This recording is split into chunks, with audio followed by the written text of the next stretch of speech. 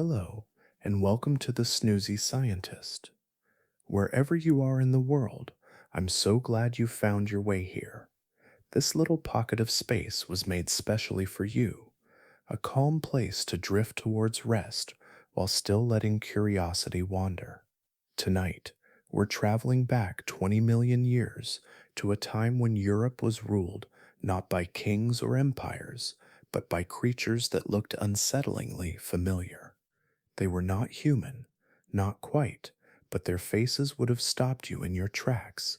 Eyes that hinted at thought, hands that could grasp with precision, bodies that sometimes stood upright, watching the horizon as if searching for something more.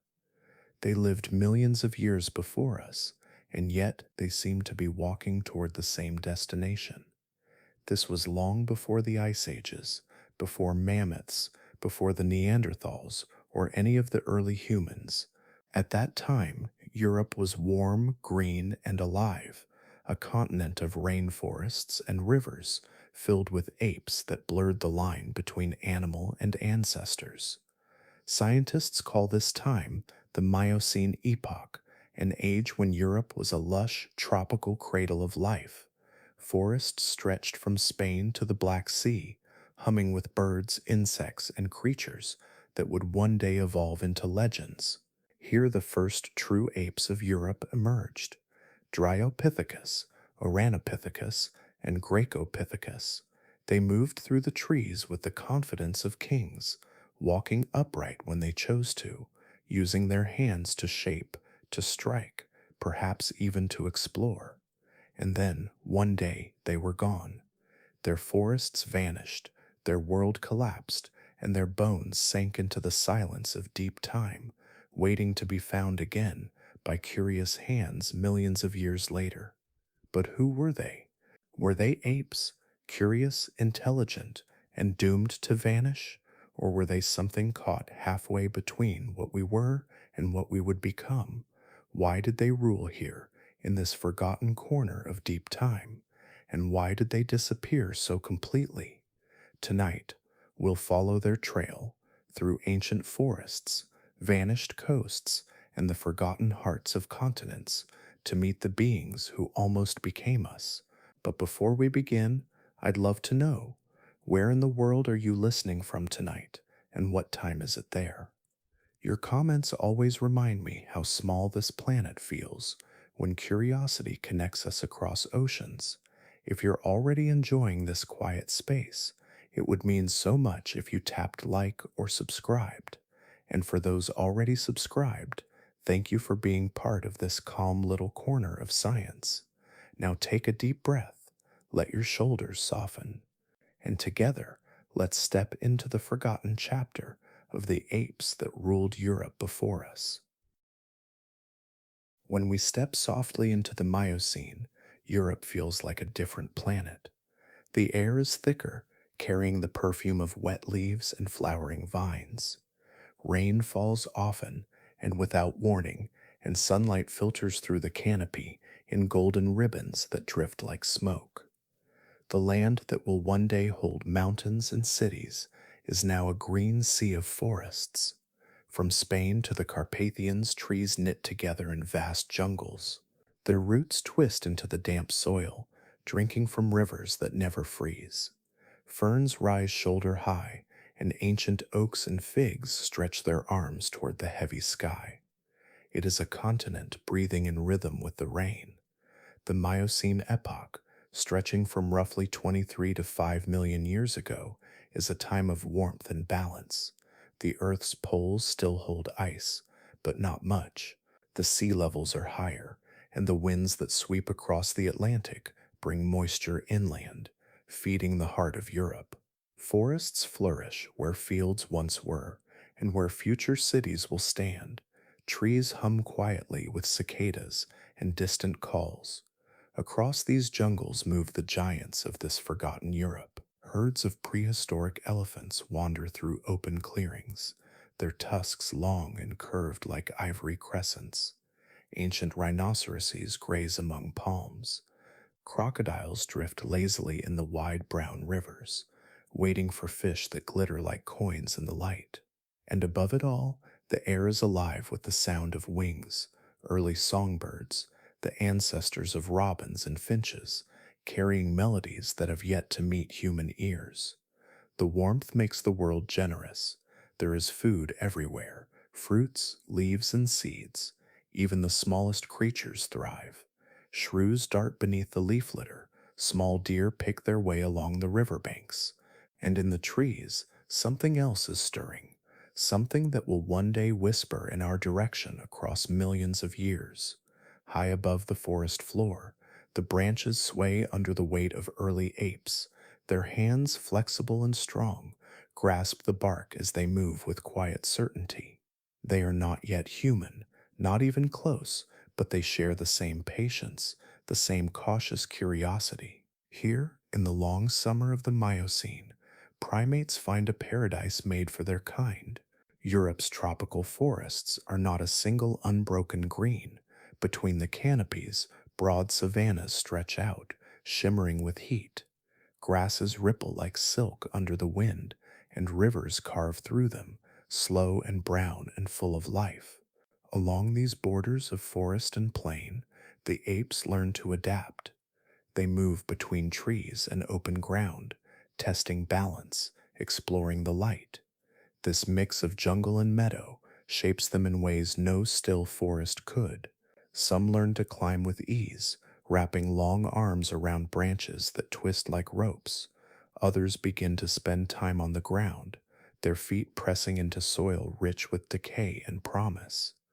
Every motion, every small experiment becomes part of an invisible story, the quiet rehearsal of future evolution.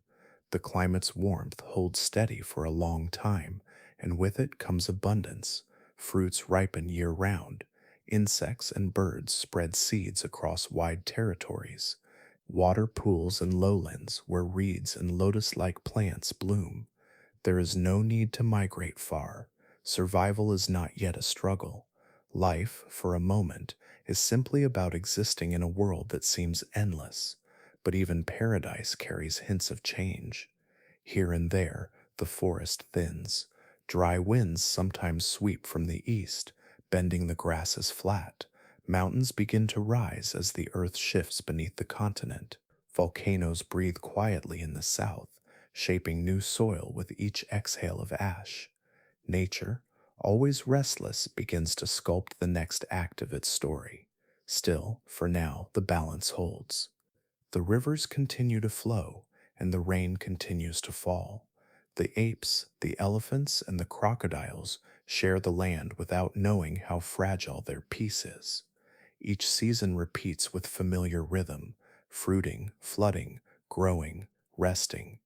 If you could stand there and look out across Miocene Europe, you would see colors we no longer have names for. The green of leaves wet from morning rain, the red glow of iron-rich soil along a river bend, the deep amber of late sunlight sifting through mist. The soundscape would be layered and endless, the crash of branches under moving herds, the splash of water where crocodiles slide from the banks, the soft calls of apes drifting through the canopy at dusk. This was Europe before winter found it, before glaciers carved its bones into stone. It was a world where warmth ruled, and where every living thing seemed to be part of a slow, steady heartbeat that ran through the land. For early primates, it was the perfect cradle. Food above, safety below, water everywhere. Their fingers shaped to hold, their eyes trained to judge distance and shadow. They learned balance and patience in the trees, agility on the ground. They learned to read the forest as we might read a map, every fruiting branch a path, every river a border, every rustle a sign. It was here, amid the endless green and the hum of ancient life, that the blueprint of awareness deepened. The Europe of the Miocene was not waiting for humans. It was not building toward us. It was simply alive, fully, completely, beautifully alive. And in its warmth and stillness, it gave rise to minds that began, quietly, to notice. The warmth that once wrapped Europe in green begins to stir with change. Rain still falls, and the forests still hum with life, But something new moves quietly beneath the rhythm of the trees. Far to the south, across the narrowing sea, another land breathes, a continent of sun and savanna, of mountain ridges and deep-rooted jungles. Africa. It is here, in the branches of those older forests, that a lineage begins to take shape. Their story starts long before Europe's rivers filled with crocodiles and elephants, long before the forests spread northward. They were small, curious, and light footed, creatures of balance and grasp, of patience and play. These were the ancestors of the apes, the first primates to learn the art of movement, not by speed, but by precision. Among them lived a being scientists now call proconsul. Neither monkey nor modern ape, proconsul carried within its frame the quiet beginnings of both. It moved without a tail, an early sign of a changing body plan, and its shoulders could roll with a freedom that hinted at climbing skill beyond that of its predecessors. Its hands were strong but careful, its feet flexible enough to hold to branches like second hands. Proconsul lived in the warmth of early African forests, roughly 20 million years ago. The air there was heavy with fruit and sound. Daylight filtered through trees older than memory. Families of these apes gathered in the canopy, feeding on soft fruit and tender leaves, their lives balanced between earth and sky. But Earth's climate, like the tide, never stays still. Over millions of years, subtle shifts in heat and sea level began to open new paths between continents. What had once been deep water turned to chains of islands, and at times to solid land. Forests spread northward, reaching out like green fingers across the ancient Mediterranean basin. Through these shifting corridors of life, the descendants of proconsul began to wander, not in great migrations, but slowly, generation by generation, as forests advanced and retreated with the rhythm of climate. They followed food, shade, and safety. When drought swept Africa, some moved northward into lands that would one day become Italy, Greece, and Spain. The sea was smaller then, and nature's bridges were many. Those who made the journey adapted to new conditions. In the fossil record, their presence is faint but steady, fragments of teeth, pieces of jaw, bits of limb. Each fragment, once locked in stone, now carries the whisper of their passage. They tell of apes learning new rhythms, new trees, new light.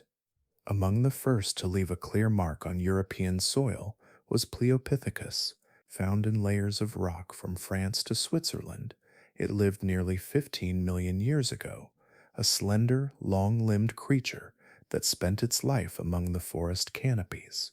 It was smaller than its African cousins, its body built for swinging and balancing rather than walking, its eyes faced forward, wide and aware, a trait shared with all who depend on precision and depth. In life, Pliopithecus would have looked something like a graceful hybrid between gibbon and monkey. It could move swiftly through the trees, hands curling around branches that swayed under its weight. Its fingers were long, its wrists flexible, its world defined by height and movement. Where proconsul had once lived in the dense warmth of Africa, Pliopithecus now thrived in the gentler, tropical forests of Europe. The land itself offered sanctuary. Southern Europe was a maze of rivers, valleys, and limestone hills. Over time, rain carved the stone into caves and cliffs. Many of these places would later become resting grounds for bones, sealed in mud and mineral for millions of years. It is in these quiet vaults of stone that we now find the clues, fossils preserved like messages folded into time. Each discovery links one continent to another, one climate to the next. The fossils of proconsul in East Africa and the remains of Pliopithecus in Europe share a common rhythm, the same curvature of teeth, the same pattern of bone that tells of movement and grasp. It is as if evolution had written a single melody, played in different keys across distant lands. These early apes were not aware of their significance. They lived their days by light and hunger, by the call of their young and the scent of ripening fruit.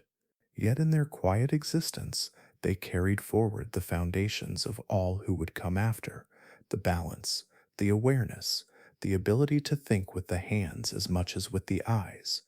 Through their bones, we see the thread that binds continents together. And for everything the taking warns and where. If you're a Haldip, it begins in Africa's shaded forests, crosses the ancient land bridges of the Mediterranean, and anchors itself in the limestone heart of Europe. From these first wanderers, the story will unfold into new shapes, stronger apes, brighter minds, and the first signs of the face that will one day look back from the mirror. But for now, the forests remain full. Europe hums with warmth and life. In its trees, Pliopithecus and its kin move in silence, unaware that their footprints will someday lead to a story that stretches far beyond the green horizon, a story of connection, of motion, and of the long, slow unfolding of mind within the forest's embrace. By the time Dryopithecus appeared, Europe had already been transformed. The warmth that once stretched across the continent still lingered, but the forests had deepened into something older, richer, and more alive. Trees rose taller now, their roots gripping limestone slopes that had been worn smooth by ancient rivers.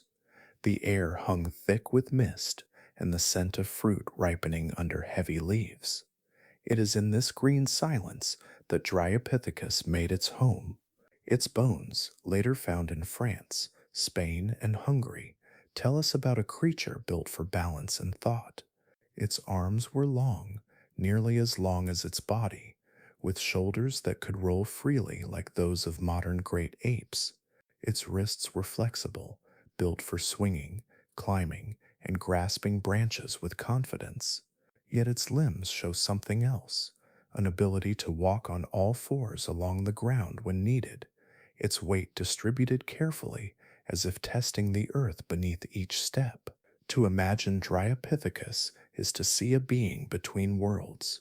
In the trees, it moved with elegance, its hands closing around branches like second thoughts. On the ground, it walked cautiously, pausing often to study the light filtering through the forest. Its world was one of abundance, but also of choice, between ground and canopy, between the safety of height and the openness of the earth below. Its face was broad and strangely familiar, the jaw shorter than those of older apes, the brow softer, the nose set higher, with eyes that faced forward, carrying a depth that scientists still pause to consider. The teeth were delicate compared to earlier species, the enamel thin, and the chewing surfaces flatter.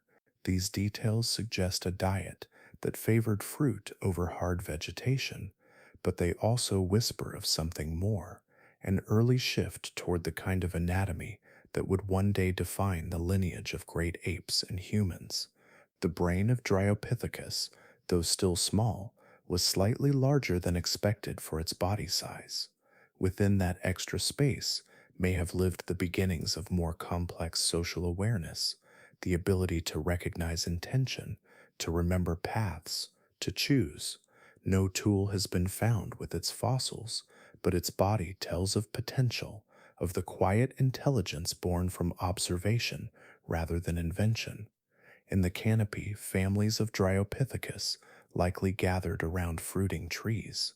The forests of Miocene Europe were dense, woven with vines, and dotted with fig-like fruits that hung heavy in the summer air.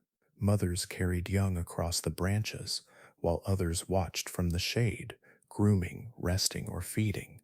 Theirs was a social life built not on language, but on movement and sound, gentle grunts, gestures, and the rhythm of closeness. Predators shared their world. Big cats, ancient crocodiles, and packs of smaller carnivores moved through the undergrowth. But in the trees, Dryopithecus was safe, its limbs an armor of agility. It could vanish into the canopy faster than any hunter could follow. The forest was its fortress, its cradle, and its memory. For paleontologists, Dryopithecus holds a special kind of mystery.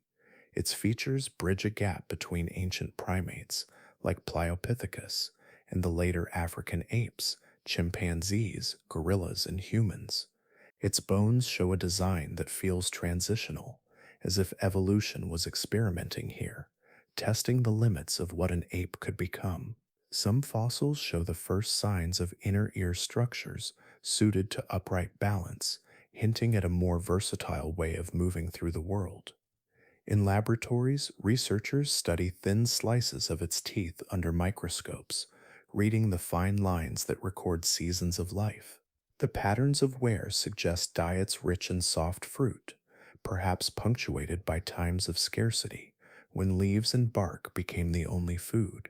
These subtle details reveal a life closely tied to climate, one that rose and fell with every change in rainfall, every shift in temperature, and yet Dryopithecus thrived for millions of years. It adapted, explored, and spread across Europe, from the rivers of Spain to the humid basins of Hungary. Fossils discovered in Rudabanya, a quiet town surrounded by hills and forests, show individuals that lived in communities, their bones found close together as if they shared both life and death. Standing in that place today, it is difficult to imagine the jungle that once grew there. But in the limestone, beneath layers of clay and iron, the story remains. A curved tooth, the ridge of a skull, the faint imprint of a jaw that once chewed fruit under an ancient sun. Each fossil a fragment of a face that could almost look back at us. Dryopithecus was not human, but its reflection lingers in us. The shape of its hands, the structure of its gaze, the quiet intelligence written into its bones, all these hint at the long continuity of life's design. It reminds us that the boundary between what we call human and what came before is not a sharp line, but a gentle slope of adaptation and time. As the Miocene world continued to shift, new apes would emerge, stronger and more resilient, carrying forward the silent experiments that began here. But within this lush European forest, under the warm breath of a changing earth, Dryopithecus stood at a turning point, not aware of what it would become, yet already carrying in its being the echoes of everything that would follow. And so the forest breathed, and the apes moved through it, unaware that they were shaping the memory of the future, one quiet gesture, one gaze, one life at a time. The forests of Miocene Europe are alive with quiet motion. Leaves sway, heavy with moisture. The air carries the slow rhythm of insects and the steady rustle of life above and below. In this layered green world, Dryopithecus moves like a thought passing through memory, soft, deliberate, and always aware of the next branch. High in the canopy, sunlight drips through openings in the leaves. It paints the backs of these ancient apes in shifting gold. Their fur glows in the warmth, their limbs relaxed as they rest between movements. They do not rush. The forest gives freely, fruit hangs within reach, and water gathers in the cups of broad leaves after each passing rain. Families of Dryopithecus gather around fruiting trees that tower over the forest floor. Mothers with infants cling to lower branches, their young pressed against their chests as they feed. Juveniles play along the limbs, their laughter carried on the wind. Soft, breathy sounds that echo the tones of modern apes. Males sit apart but not far, watching through half-closed eyes, occasionally shifting closer to groom or share in the feast. Their world is abundant, and that abundance shapes their minds. Fossilized enamel from their teeth reveals the signature of sweetness, traces of soft, sugary fruits that filled their diet. They lived in a time when survival did not demand constant struggle. They could afford moments of rest, of play, of social warmth. It was a world built not only on instinct, but on interaction. Beneath them, the forest is a mosaic of color and sound. Thick moss covers the branches, and orchids bloom where sunlight lingers. Below, the calls of early birds rise through the trees, mixing with the distant rumble of elephants crossing a riverbank. The scent of wet soil drifts upward with every movement of the air. From this height, Dryopithecus can see the shimmer of water between the leaves, the gentle curve of land rolling toward the horizon. In this living maze, every path is three-dimensional. The ground is only one layer of a world stacked with possibilities. To travel is to climb, to reach, to leap. The long arms of Dryopithecus make this effortless. Its body sways in rhythm with the branches, each motion guided by memory and balance. When the fruit on one tree is gone, it moves to another without hesitation, swinging gracefully through the canopy with a practiced ease that no predator can match. There is intelligence here, not the kind measured by tools or language, but the quiet intelligence of awareness. The brain of Dryopithecus, though small by human standards, is large for its time. Its proportions echo those of modern chimpanzees. That extra space likely held something remarkable: curiosity, a capacity to plan, to remember which trees fruit in which season, to recognize individuals and maintain bonds. The relationships among them must have been intricate. Grooming strengthens trust, and shared feeding spots bring them together. The hands of Dryopithecus, skilled and gentle, move through fur in slow, thoughtful rhythm. Eyes meet, time lingers. These small acts, repeated through years and generations, build the foundation for something deeper than instinct. Cooperation, recognition, the first glimmers of empathy. When storms roll through, the canopy trembles, rain hammers the leaves, and the forest darkens to a deep green gray. In those moments, the apes huddle close, wrapping their arms around one another. They do not know why they seek touch, only that it feels right. Safety, warmth, connection, the beginnings of emotional life that will, in distant ages, find expression in love and friendship. Food is not always the only concern. There are predators too, though fewer up here. Big cats and crocodiles haunt the lower levels of the forest, waiting in silence, but Dryopithecus has learned caution. The slightest shift in the pattern of sound, a branch snapping, a bird falling silent, can draw their attention instantly. They freeze, bodies still as statues, listening. Awareness becomes survival, and survival sharpens thought. As the rain ends, steam rises from the forest floor. The apes descend to drink, their hands cupping water in smooth, practiced motions. They move slowly, not wasting energy. When danger feels far, they pause to inspect the world around them, the patterns in the bark, the insects crawling in lines, the reflection of their own faces in shallow pools. They do not yet understand the meaning of these things, but they notice them. That noticing is enough. In the evenings when light fades, the forest hums with the sound of life preparing for night. Dryopithecus climbs high once more, finding a safe branch to rest. They fold their bodies close, trusting the tree to hold them. The warmth of the day lingers in their fur. Below them, fireflies trace slow spirals through the air. This world, humid, green, and alive, holds more than just life. It holds the early spark of thought. In Dryopithecus, we see a creature beginning to bridge the space between survival and understanding. It knows comfort, it knows caution, it knows the faces of its kin and the texture of the forest that cradles it. It does not yet imagine the future, but it lives with an awareness that reaches just beyond the moment, the faint beginning of what it means to think. In the quiet heart of Miocene Europe, surrounded by trees that breathe and rivers that shine, Dryopithecus is not only living within the world, it is beginning, in some gentle and wordless way, to know it. When we think of Europe today, we see cities, valleys, and snow-capped peaks, But in the age of Dryopithecus, the land pulsed with a different kind of grandeur. It was not a continent of kings or empires, but of giants. The ground trembled beneath the weight of creatures that would seem mythic now, their size matched only by the patience of the forests that sheltered them. Across the green expanse, the morning light rose over a world teeming with motion.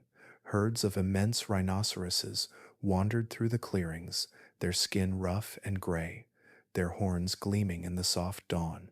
These were not the rhinos we know today, but their towering ancestors, some taller than a human even at the shoulder. They grazed on leaves and soft shoots, moving with a quiet certainty that came from having no need to fear much at all. Among the trees, ancient elephants roamed, the gomphotheres and mastodons, their tusks curved and long, their silhouettes drifting like living mountains between patches of sunlight. When they walked, the earth itself seemed to breathe under their weight. They tore at branches with their trunks, scattering leaves that rained softly to the forest floor. Behind them, trails of flattened ferns marked their passing, paths that smaller creatures would later follow in safety. The rivers that wound through this green world were slow and wide, their surfaces broken by ripples that hinted at danger beneath. Crocodiles, far larger than those found today, drifted just below the surface, their ancient eyes fixed on whatever came too close. They had ruled these waters for millions of years, and time had changed them little. When elephants came to drink, the crocodiles watched, waiting for calves or the unlucky to stumble near. In this world of scale and strength, even the shadows were alive. Hiding among them were predators whose names sound like fragments of old legend, saber-toothed cats. Their fangs curved downward, bright and lethal, built not just for hunting, but for precision. They moved silently, stepping through the undergrowth with a grace that betrayed their power. When they struck, it was quick, a blur of muscle and instinct over before the forest could react. Smaller hunters, too, lived among them, early bears, nimble mustelids, and wild dogs with long legs and patient hearts. The balance between life and death was constant, but not chaotic. It was a rhythm, an understanding that each species, from predator to prey, belonged to the same pattern. Every creature had its place in the breathing architecture of the forest. High above all this, Dryopithecus watched. From the safety of the canopy, its sharp eyes followed the movement below. It had no claws, no armor, no great strength. What it possessed instead was awareness, a gift that had begun to shape its kind long before tools or fire ever existed. When danger stirred below, Dryopithecus would listen first. The deep, vibrating call of an elephant meant safety. The silence that followed a sudden rustle meant retreat. Its body was light enough to move swiftly, its arms strong enough to swing from one branch to another without sound. In a world built for giants, agility was its greatest weapon. The forest canopy itself was a city of movement. It stretched above the threats of the ground, alive with insects, birds, and primates. Here, Dryopithecus and its kin lived in a separate but connected realm, close enough to feel the pulse of the earth below, yet distant enough to stay out of reach. They watched, learned, and waited. When fruiting trees grew heavy with ripeness, their scent spread through the forest, calling everything that could climb or reach. Elephants shook trunks to drop food, rhinos grazed on fallen leaves, and the apes descended just enough to feed, careful to stay within arm's reach of escape. In these shared moments, the giants and the apes existed together, their lives briefly overlapping in harmony. Rain often followed the heat. When storms broke, the air filled with the low growls of thunder, echoing like the calls of enormous beasts. The elephants gathered their young, the cats hid in caves, and Dryopithecus clung to the trembling branches, soaked but unafraid. The downpour washed the forest clean, leaving behind a scent of earth and life renewed.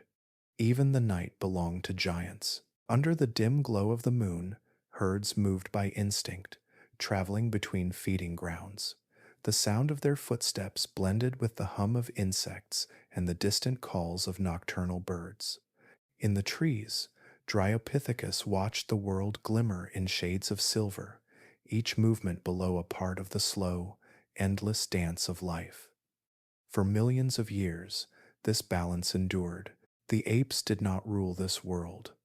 They shared it, quietly, wisely, adapting to its vastness rather than fighting against it. Their intelligence grew in the shadow of beasts that could crush them in an instant. It was in learning to observe, to remember, and to respond that Dryopithecus found its way through the great theater of the Miocene. In this Europe of giants, survival did not belong to the strongest.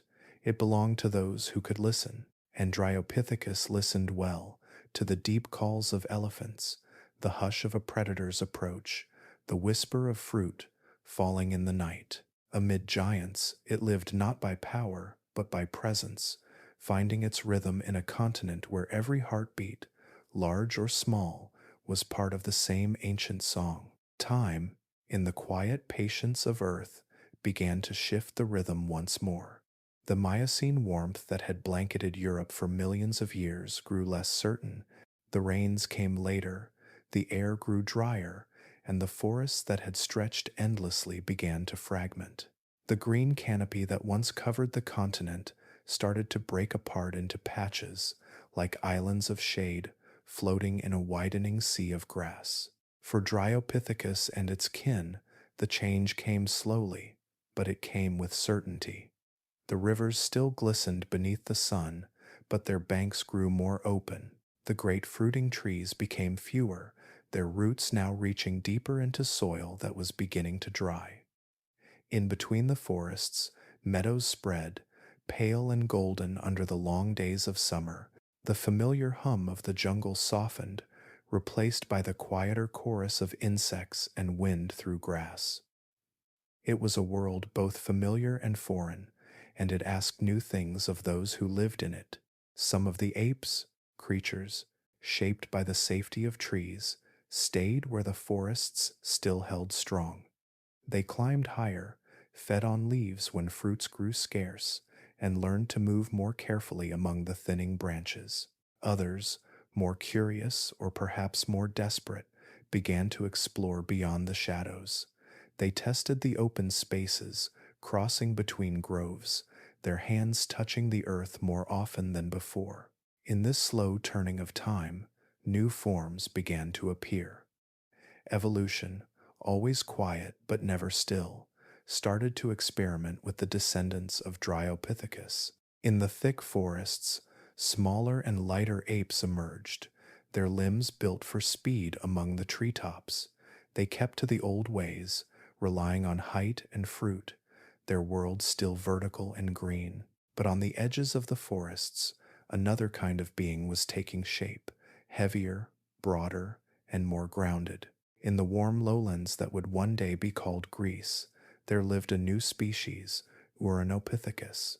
It was a creature of strength, built not for leaping between trees, but for standing firm upon the earth. Its body was robust, its limbs powerful, its jaw wide and deep. The forests around it had thinned into open woodlands, where scattered trees stood apart, like watchtowers over the grass. Here, climbing alone could no longer guarantee survival. Life demanded endurance. The fossils of Ouranopithecus tell the story of this change in quiet detail. The teeth are large, with thick enamel suited for tougher foods, roots, nuts, and fibrous plants that grew in the open. Its face, broad and forward-facing, carried a striking familiarity. The ridges of its skull suggest muscles built for strength, yet the eyes hint at awareness, a lingering intelligence that did not vanish when the forests did. These apes likely moved between the trees and the ground, walking when they must, climbing when they could. They carried the memory of the canopy in their bones, but they were learning a new rhythm, one written by open horizons and shifting seasons. The once soft cradle of Europe had become a landscape that rewarded adaptability over comfort. The land itself was restless. Mountain ranges continued to rise, reshaping the flow of rivers and weather. Rain fell unevenly now, gathering more in some places, less in others. With each geological sigh, Europe became a patchwork of ecosystems: forests in the north, plains in the south, swamps and lakes caught in between. It was no longer one continuous paradise, but a continent of boundaries and trials. Ouranopithecus thrived in this in-between world. It learned to read the new environment not through speed, but through endurance and observation. Its days may have begun early, before the heat of noon, when the mist still lingered over the lowlands. It likely fed in small groups, moving carefully, sharing the quiet awareness that survival now depended on attention rather than abundance. The social life of these apes must have shifted too. In the dense forests, safety was above, in the embrace of branches. In the open woodlands, safety depended on one another. Cooperation may have deepened, communication refined. To cross the grasslands was to expose oneself to predators, to the gaze of ancient cats, or the sudden rush of crocodiles near the rivers. Moving together was not only practical, it was necessary. The family tree of Europe's apes was no longer a straight line. It had become a web, branching and bending under the weight of climate and chance. Each new landscape carved a different path, and each path led to a distinct kind of intelligence. Some species favored agility, others strength. Some learned to thrive in scarcity, others vanished quietly when the rains failed. In the Greek lowlands, where Ouranopithecus left its bones, the wind still carries whispers of that long experiment. A continent once uniform had turned into a vast laboratory of evolution, where life tested ideas, balance against power, caution against curiosity. From the forests of Dryopithecus to the plains of Ouranopithecus, Europe itself was changing its mind.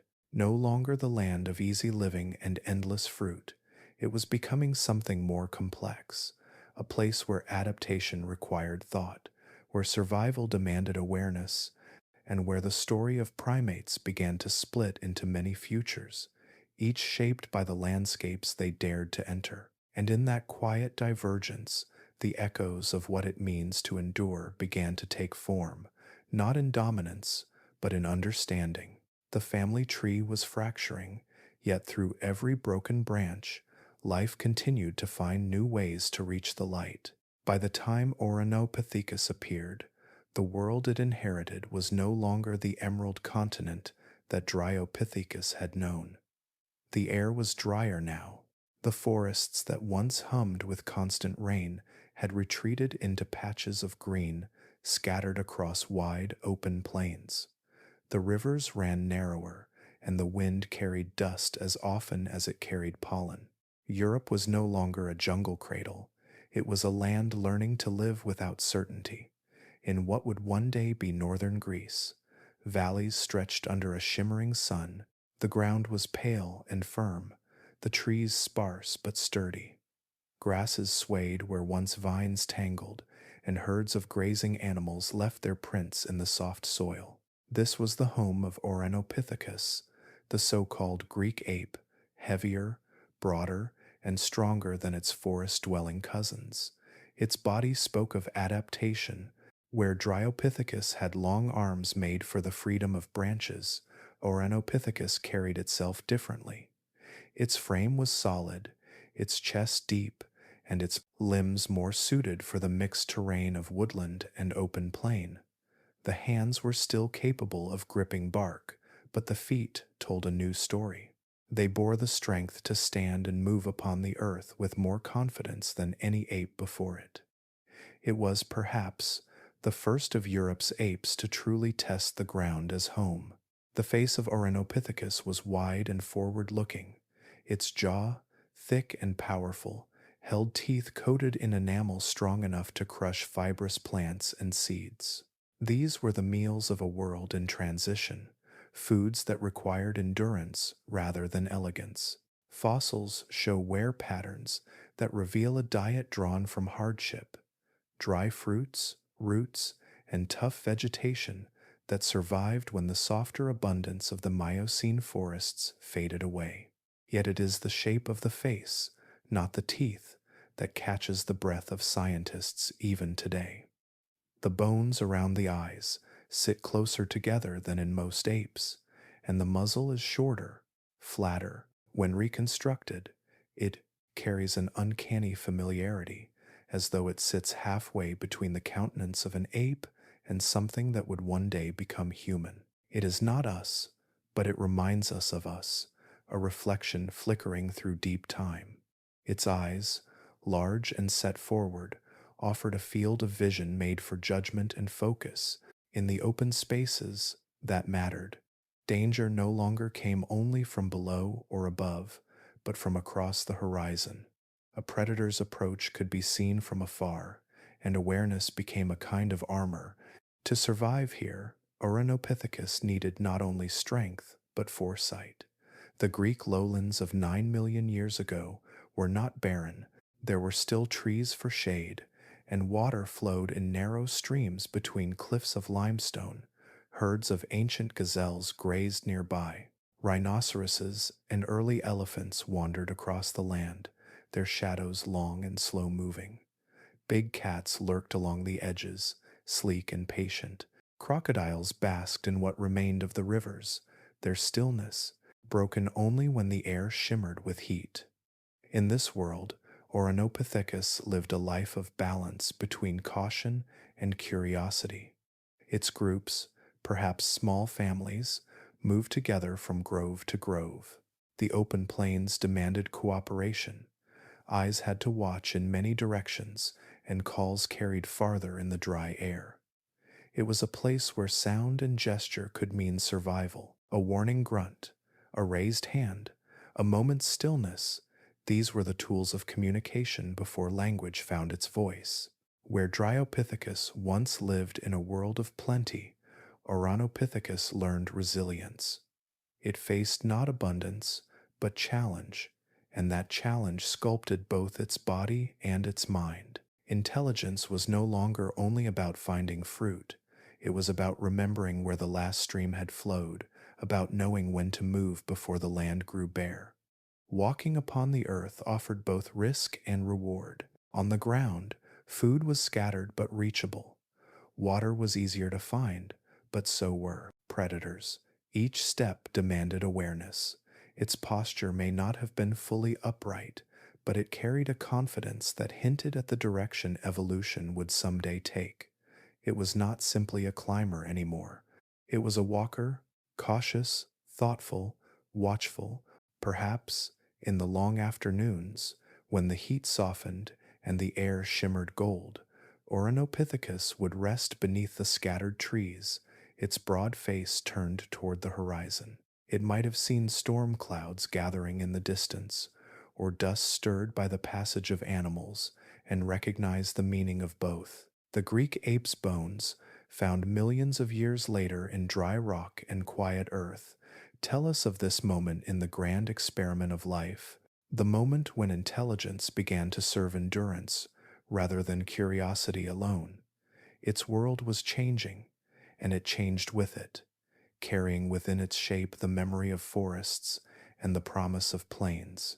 There is something deeply human in that image, an ape standing between what was and what would come, learning to live with uncertainty, learning to watch the horizon.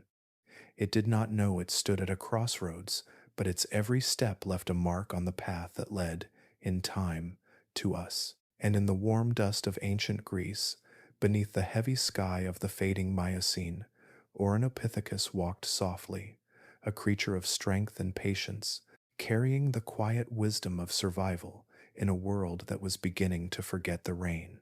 In the quiet after the storms of climate and change, Europe's ancient forests held a rhythm that was not written in leaves or stone, but in the lives that shared it. Fossils tell us what they looked like, how they moved, what they ate, yet the deeper story lies in what those bones suggest about how they lived together.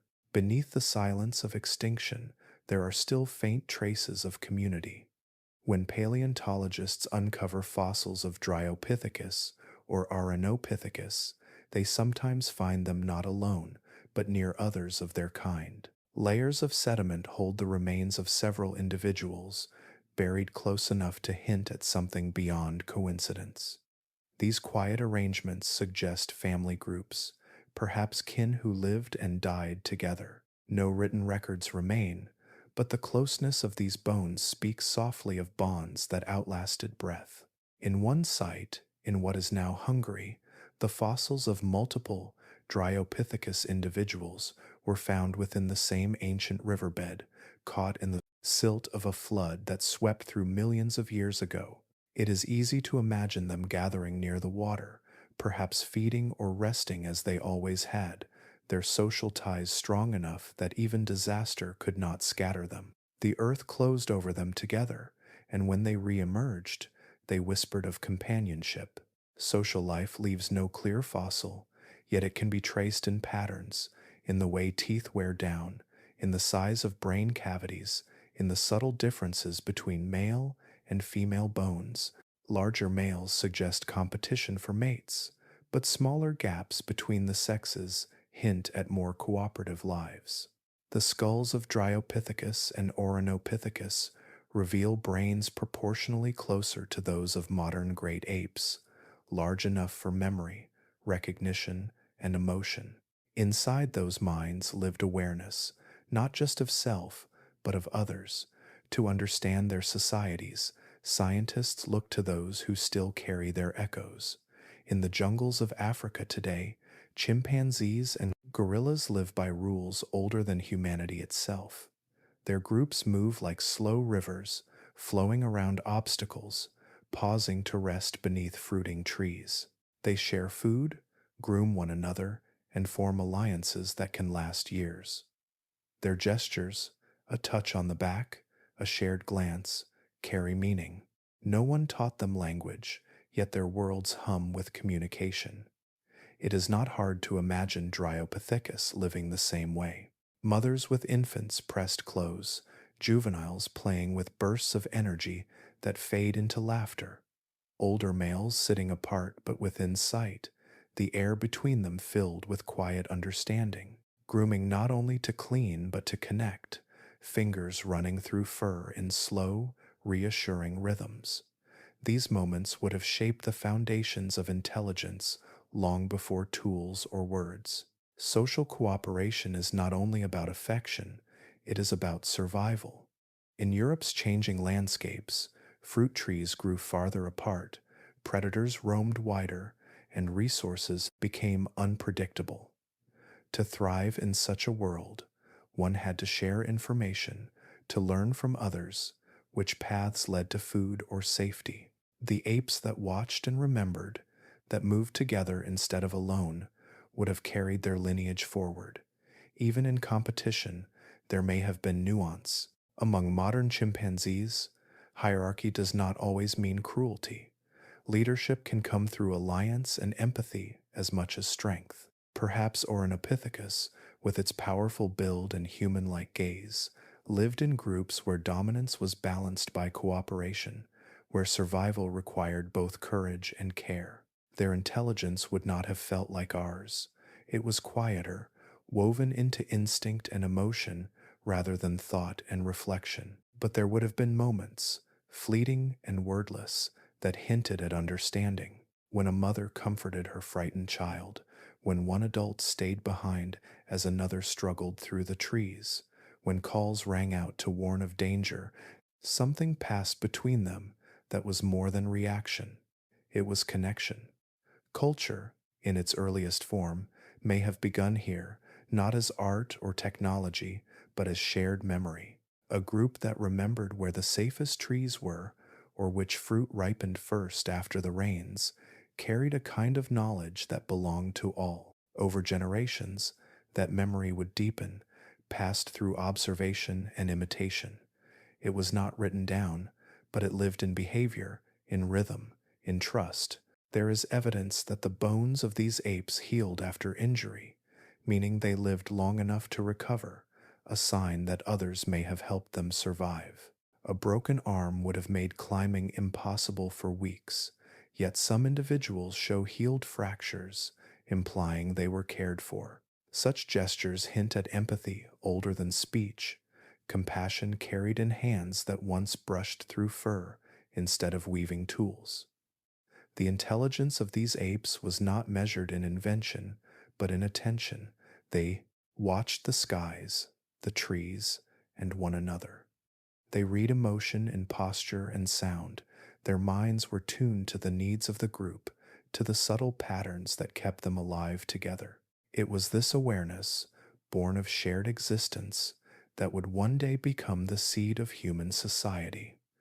The fossils remain still and silent now, their stories trapped in stone, but if we listen closely, we can almost hear the echoes of their lives, the rustle of movement through branches, the low murmur of calls carried on humid air, the heartbeat of community pulsing beneath the canopy.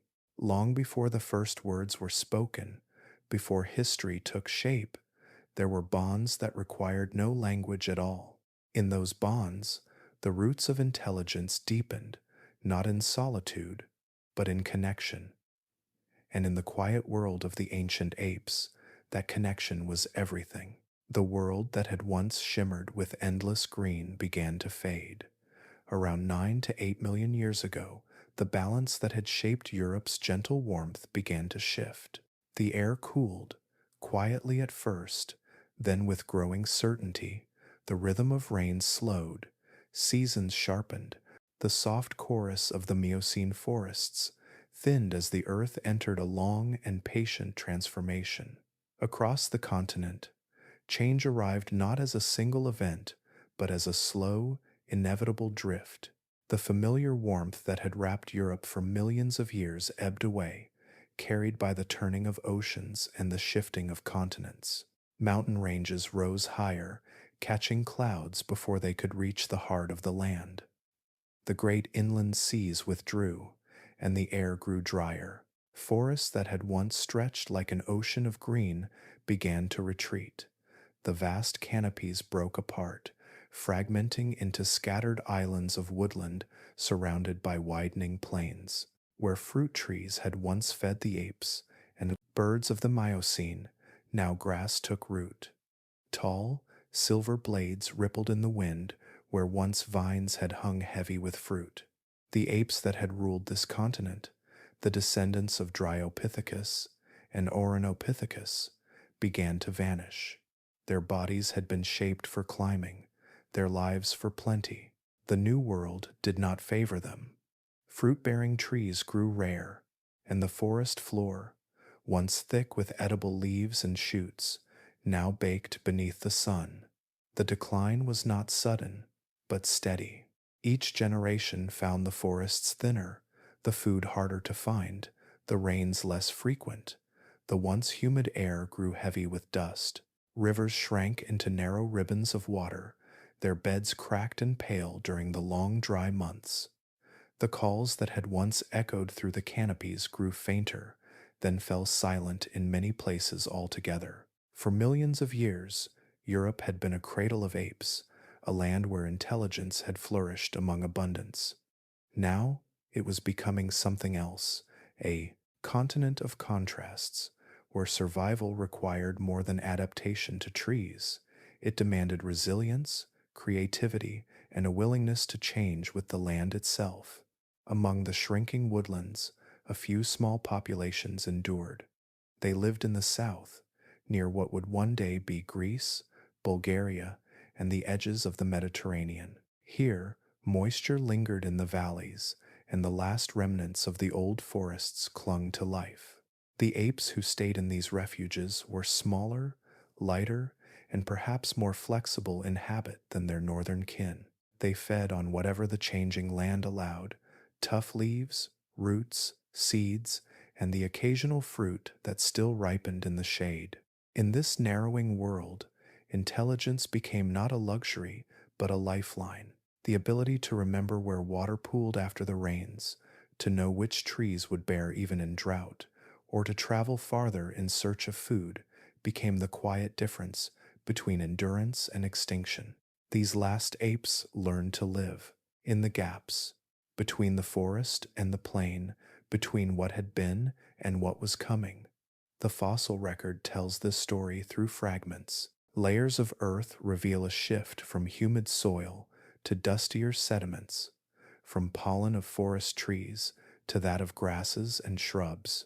The bones of Dryopithecus disappear from these layers, their absence a silence written in stone. Yet in a few places, fossils of a new form begin to appear, sturdier jaws, thicker teeth, enamel built for chewing harder foods. Among them is Graecopithecus, found in the rocky soils of Greece and Bulgaria. Its discovery marks the last echo of Europe's great ape lineage. The world of Graecopithecus was not one of abundance, it was a landscape of resilience, where the forests were shadows of their former selves, and the ground was etched with the paths of animals searching for water. Yet it survived, carrying within its bones the memory of the forests that once were. As Europe dried, Africa to the south remained a refuge of warmth and life. There, rain still fed broad valleys and jungles. The winds that swept across the Mediterranean carried both dust and the scent of survival. The divide between continents deepened, not only in geography but in destiny. The cooling of the earth reshaped the course of life. In Europe, the last of the forest apes dwindled, their story closing softly in the pages of time. In Africa, new forms of primates began to rise, shaped by open grasslands and long journeys. But here, in the quiet remnants of southern Europe, the last chapter of an ancient lineage unfolded. Graecopithecus walked through a world that was fading, its every step tracing the edge of extinction. It lived not in the age of plenty, but in the age of endurance. The rivers no longer sang as they once did. The trees no longer reached for the sky in thick ranks. The earth beneath its hands and feet was dry and warm to the touch, and still life persisted. In the silence of a continent letting go of its old self, the story of Europe's apes narrowed to a whisper, one that would linger for millions of years in stone and dust, waiting for curious minds to find it again and wonder at what it meant to survive when the world itself was changing. By the time Graecopithecus appeared, Europe had grown quiet. The once lush forests were scattered remnants, their canopies small against the widening sky. Rivers no longer wound through jungles, but through dry valleys lined with grasses and scrub. The continent that had once been a cradle for apes was now a place of endurance, not abundance. It is within this sparse, sunlit landscape that the final chapter of Europe's ancient primates unfolded. Somewhere in what is now Greece and Bulgaria, around 7 million years ago, a creature walked and foraged among the last green shadows of the Miocene world. It was not large, not fierce, not many, but it carried within it a story millions of years in the making, the last echo of a lineage that had once filled the continent with sound and motion. The name Graecopithecus means the Greek ape. Its fossils are few, a single jawbone, a few teeth, and fragments of bone so fragile that time itself seems to hold its breath around them. And, yet, those small remnants have stirred a question so profound that it touches the heart of our own beginnings. When scientists first studied the fossils, they noticed something unexpected. The roots of the teeth were divided in a way not typical of great apes, but closer to the pattern seen in early humans. The enamel was thicker too, more suited for grinding and chewing hard foods, a sign of a creature that lived in a tougher, drier world. It was an anatomy shaped not for plenty, but for survival. This detail, so subtle and so specific, sparked an idea that rippled through the halls of science. Could it be that Graecopithecus, the last ape of Europe, was not merely the end of a branch, but the very beginning of something new? Could the earliest step toward humanity have begun here, in the fading warmth of southern Europe, rather than in Africa? The thought was as thrilling as it was unsettling.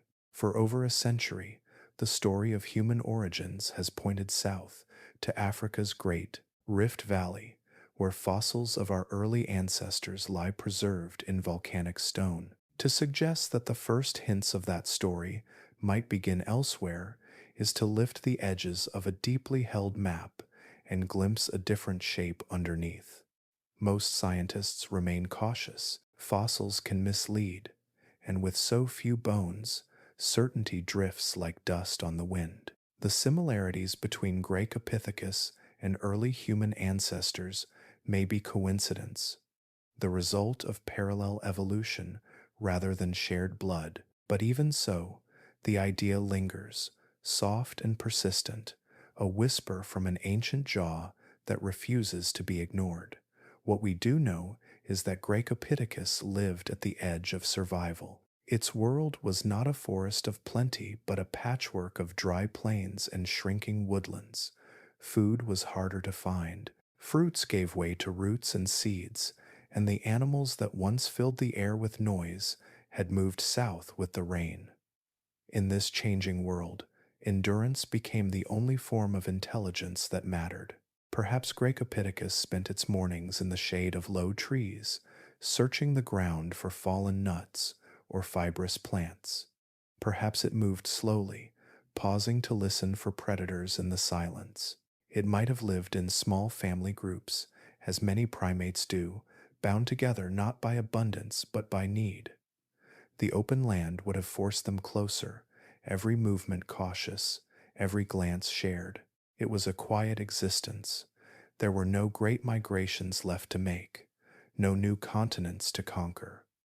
Europe was growing colder, its days shorter, its seasons harsher. Within a few 100,000 years, even these last survivors would vanish, leaving only their bones behind, bones that would wait in the earth for millions of years until someone curious enough, gentle enough, uncovered them again.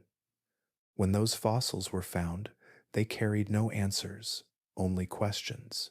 The scientists who held them could not have known for certain what kind of creature they belonged to, whether ape or ancestor, branch or beginning. What they did know was that this jaw, this single relic from the far edge of time, was the last trace of Europe's primate dynasty. And so Graecopithecus stands at a crossroads in the story of life. To some, it is the last of the European apes, a line that reached its end quietly beneath the Mediterranean sun. To others, it is something far more, the first glimmer of a path that would one day lead to us. Whatever truth the fossils hold, one thing is certain. Graecopithecus was the final voice in a long conversation between Earth and its early thinkers, between nature and the creatures that dared to notice it. When its kind disappeared, Europe fell silent for millions of years, waiting for another being with eyes that searched the horizon and wondered what might lie beyond it. And in that silence, beneath layers of dust and time, the story of Graecopithecus slept, the last heartbeat of an ancient dream, still echoing softly through stone. In the quiet heart of southern Europe, buried beneath layers of time and dust, lay a fragment so small it could be held in one hand. It was not a skull, nor a full skeleton, not even a collection of bones, only a jaw, broken and worn, carrying a few teeth still locked in their sockets. Yet within those teeth rested a secret, powerful enough to stir the foundations of science. The jawbone of Graecopithecus freybergi was discovered in Greece, its pale surface pressed into ancient sediments that once held the last forests of the Miocene. It looked ordinary at first, the kind of fossil that might belong to any of the long-lost apes of Europe. But when scientists began to examine it closely, they saw something strange, something that did not quite fit the familiar pattern of ape or ancestor.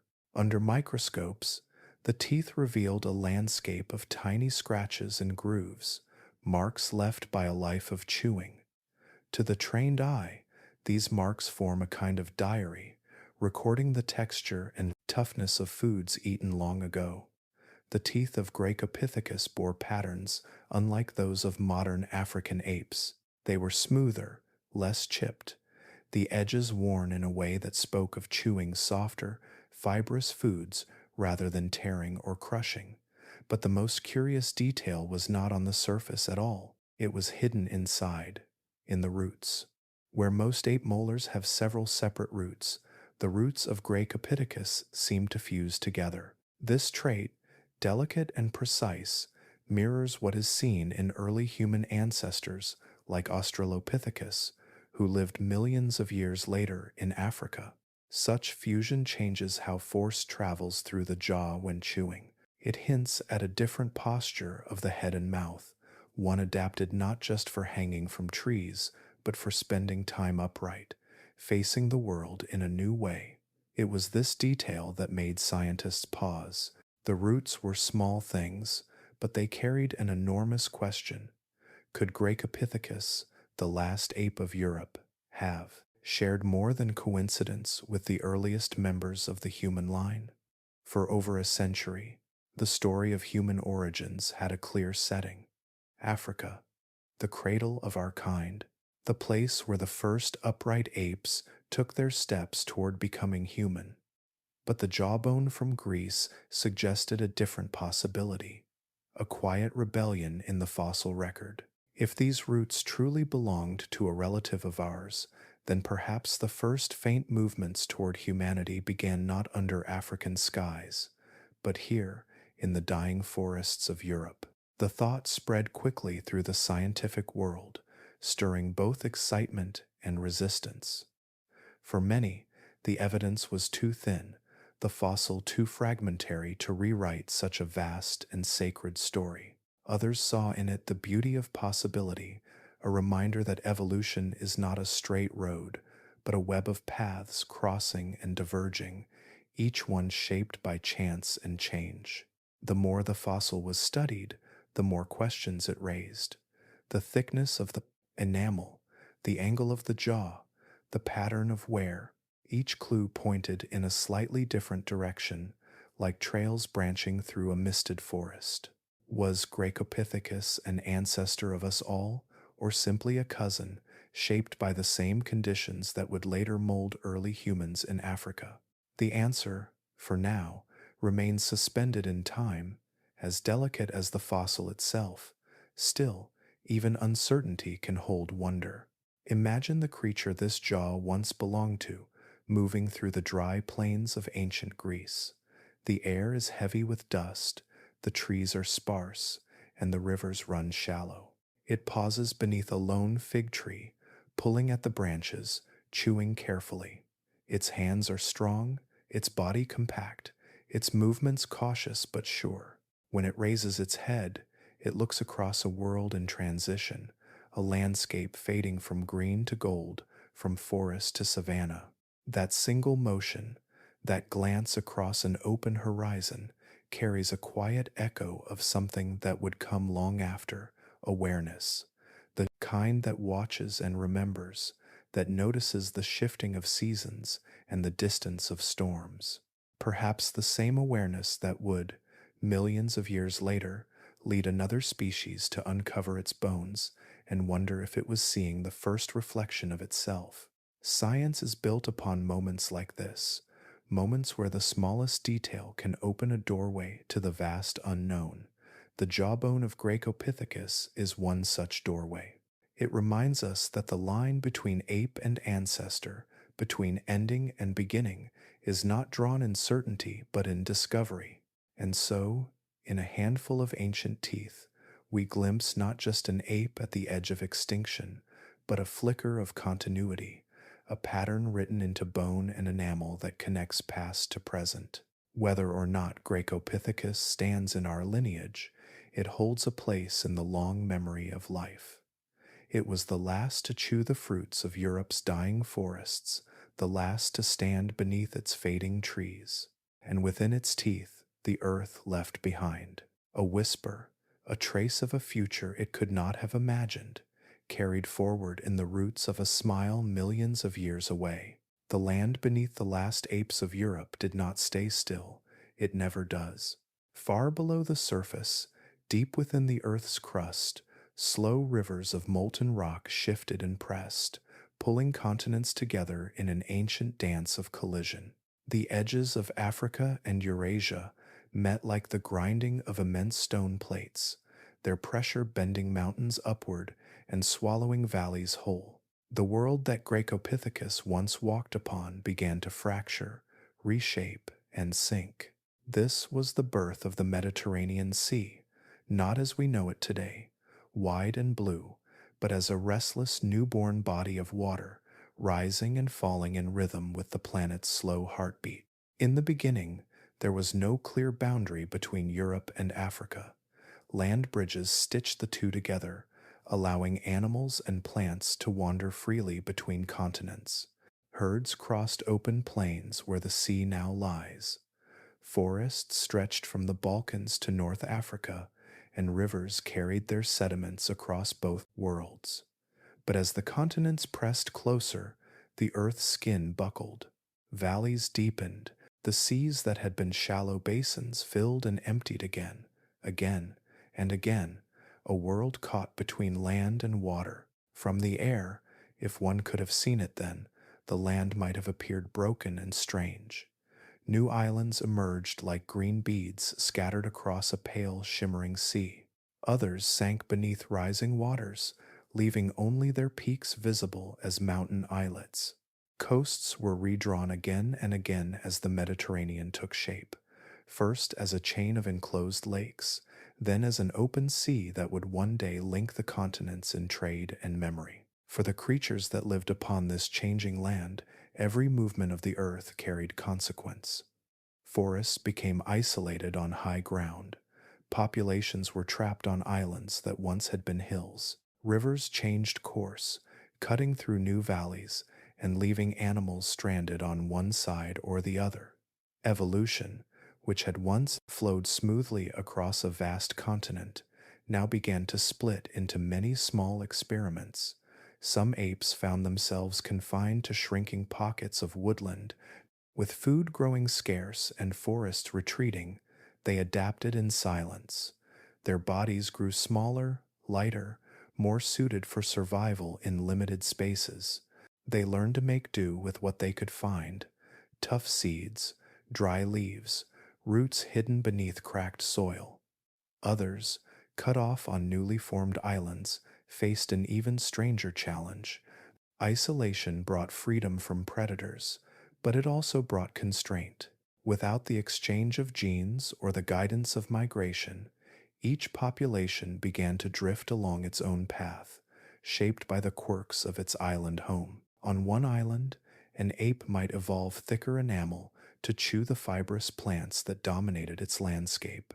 On another, its relatives might grow smaller in body size to survive with less. The earth had turned its great laboratory of life into a mosaic of experiments, each unfolding on its own island stage. In time, these isolated groups became distinct species, their differences etched into bone and tooth. Yet the fossils tell us that none of them lasted long. When the seas rose further, when droughts deepened and rains became rare, many of these small populations vanished, leaving behind only faint traces in stone. The Mediterranean itself was still finding its form. At times, it nearly disappeared, cut off from the Atlantic Ocean, its waters evaporating under the fierce heat of the sun. Salt plains stretched across its center, glittering white and lifeless. Then, in violent floods, the sea returned, pouring through the narrow gates of Gibraltar and swallowing the basins once more. Entire landscapes vanished beneath its surface in a matter of years, and with them, the last paths that had once connected Europe's apes to Africa. It is easy to imagine what this must have felt like if one could stand upon those ancient shores. The horizon would shift from brown to blue, the smell of salt rising in the air. A place that had been home for generations would vanish beneath waves. The forests would end at the water's edge, and the familiar trails through the grass would lead to nowhere. For the apes that survived this upheaval, the world had become a patchwork of limits. Each valley, each island, each ridge of stone was a border that could not be crossed. And within these boundaries, life did what it always does. It adapted, reshaped, and continued, even as the earth erased the familiar and wrote something new in its place. The Mediterranean, in all its forming chaos, was both destroyer and creator. It ended the age of Europe's apes, sealing their fate beneath rising seas. Yet it also became a cradle for new ecosystems, new experiments, new beginnings. The ancient forests gave way to coasts lined with salt and wind. The land that had once joined continents now divided them, holding within its depths the memory of what was lost. And so the story of Europe's primates grew quieter, scattered among islands and valleys, each separated by distance and time. The continent that had once been whole was now a broken puzzle of land and sea. But in that fracture, the earth was already preparing the next chapter of its long, patient evolution, shaping a world that would one day hold both silence and song again. The story of Earth is written not only in its living things, but also in the water that leaves and returns. Around 6 million years ago, the sea that once connected continents and shaped climates began to fade. The Mediterranean, that restless newborn of shifting plates, entered a strange silence. What had been blue and alive turned pale and dry. The change began quietly, as great changes often do. Tectonic movements sealed the narrow gate where the Atlantic Ocean had flowed into the Mediterranean basin. Without that steady renewal of water, evaporation began to outrun supply. The sun, unrelenting in its warmth, drank the sea away grain by grain, tide by tide, until its surface shrank into isolated pools of brine and salt. At first, life tried to adjust. Fish swam deeper, plants clung to the damp margins, and birds followed shrinking rivers. But as years stretched into centuries, the transformation deepened. The water that had once glittered across 2 continents retreated to the lowest valleys, leaving behind vast, shining plains of salt. Imagine standing on that landscape then. The horizon is white, stretching endlessly, shimmering under a cruel, dry heat. The air smells of minerals and decay. Crystals crunch underfoot, their edges sharp and bitter. No waves move, no gulls cry. Only the wind sweeps across the salt flats, carrying a haze of fine dust that burns the eyes and cracks the skin. The Mediterranean basin became one of the most extreme environments the earth had ever known. In some places, the salt deposits grew thicker than mountains, layer upon layer, laid down as each shallow remnant of the sea dried away. The cliffs that now ring the coasts of Spain, Italy, and Greece still carry that history in their veins, silent proof of a time when the sea itself disappeared. Across Europe, the air grew harsher and the rain less kind. Forests wilted, rivers shrank, and the once humid land turned brittle under the weight of drought. Dust storms swept across the valleys where apes had once foraged. The animals that survived learned to move constantly, chasing what little water remained. For the primates of Europe, this was the breaking point. Graecopithecus, and the last of its kind, had already endured centuries of slow decline as food grew scarce and climates shifted. But the Mycenaean salinity crisis was something no adaptation could outlast. The water that shaped their world, that fed the forests, cooled the air, and nourished the plants they depended on, was gone. The pockets of woodland that had once sheltered them withered into dry scrub. Fruit trees vanished, replaced by thorny bushes, and grasses hardened against the heat. Streams became trickles, then dust. Even the insects that pollinated the remaining plants declined, breaking the delicate chains of survival that had connected life in Europe for millions of years. In the fossil record, this silence appears as absence. The layers of time following this event hold fewer bones, fewer traces of movement. It is as if the continent itself exhaled and went still. The apes who had climbed and played and learned among its trees disappeared, their line broken by the land's thirst. Some scientists believe a few stragglers might have escaped, traveling south along the drying coastlines, following the scent of salt and the promise of rain toward Africa. There, the Great Rift Valley was still rich and alive, its rivers fed by monsoon rains. Whether any truly made that journey, we may never know. But the possibility lingers like a faint echo, the thought that somewhere in the crossing between continents, one branch of Europe's lost apes may have found new soil beneath their feet. For the rest, the end was quiet. No catastrophe of fire or flood, no sudden death, only the slow tightening of the world around them. Each generation found the forest smaller, the days longer, the fruit harder to find, until, one by one, they faded from the land, their memory carried only in the bones the earth chose to keep. And yet, even in disaster, the planet was not still. The drying of the Mediterranean reshaped climates far beyond Europe. Winds changed course, deserts formed, the salt plains reflected sunlight back into the sky, cooling the world further. Eventually, after nearly 500,000 years, the ocean broke through again. The Atlantic returned with unimaginable force, flooding the basin in a cataclysmic torrent that filled it once more with life. But by then, the story of Europe's primates had ended. The forests that returned were different, quieter, filled with new species.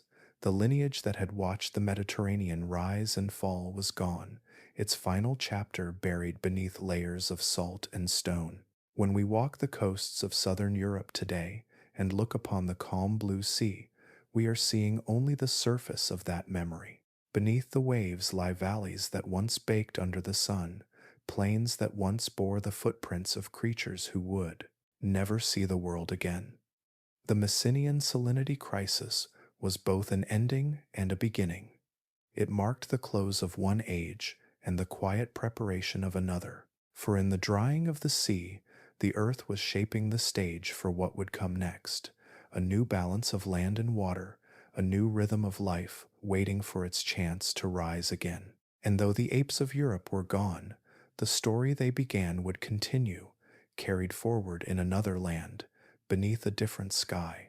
When the Mediterranean returned to the world, it was not the same sea that had vanished.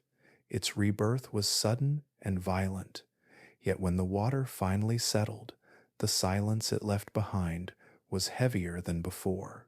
The salt plains were drowned, the dust cooled, and the continents resumed their slow breathing. But the forests of Europe did not return as they once were, and the apes who had called them home did not rise with them.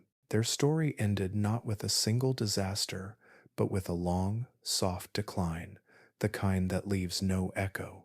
The earth, having shifted its balance of warmth and water, began to favor new creatures, new ways of life. Grasslands spread where woodlands once shaded the soil. The old fruiting trees grew fewer, the air became cooler and drier, and the rhythm that had once sustained the apes of Europe faltered.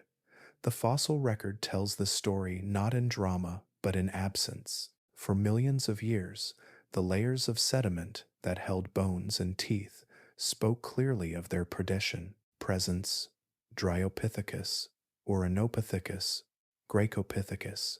Then, suddenly, those voices fade. The layers that follow are quiet, filled with pollen from grasses instead of trees, with bones of horses, antelope, and early elephants, but none from the primates who once climbed and watched from the branches. Extinction rarely arrives in a single blow. More often, it unfolds like the slow closing of a curtain. First, The forests thin, food becomes harder to find, populations grow smaller, scattered, cut off from one another by distance and change. Some groups move, searching for better land, but find only more scarcity. Others stay, hoping the rains will return. They do not. The apes that survived the first waves of change grew leaner and more cautious. They learned to travel farther to reach water, to feed on bark and roots when fruits were gone. But each adaptation came with a cost. The energy needed to survive left less room for growth, for reproduction, for the playful curiosity that once filled their lives. Slowly, the spark of abundance dimmed. Starvation is not an instant death, but a fading. Mothers would have carried their young longer, feeding them from what little they could find.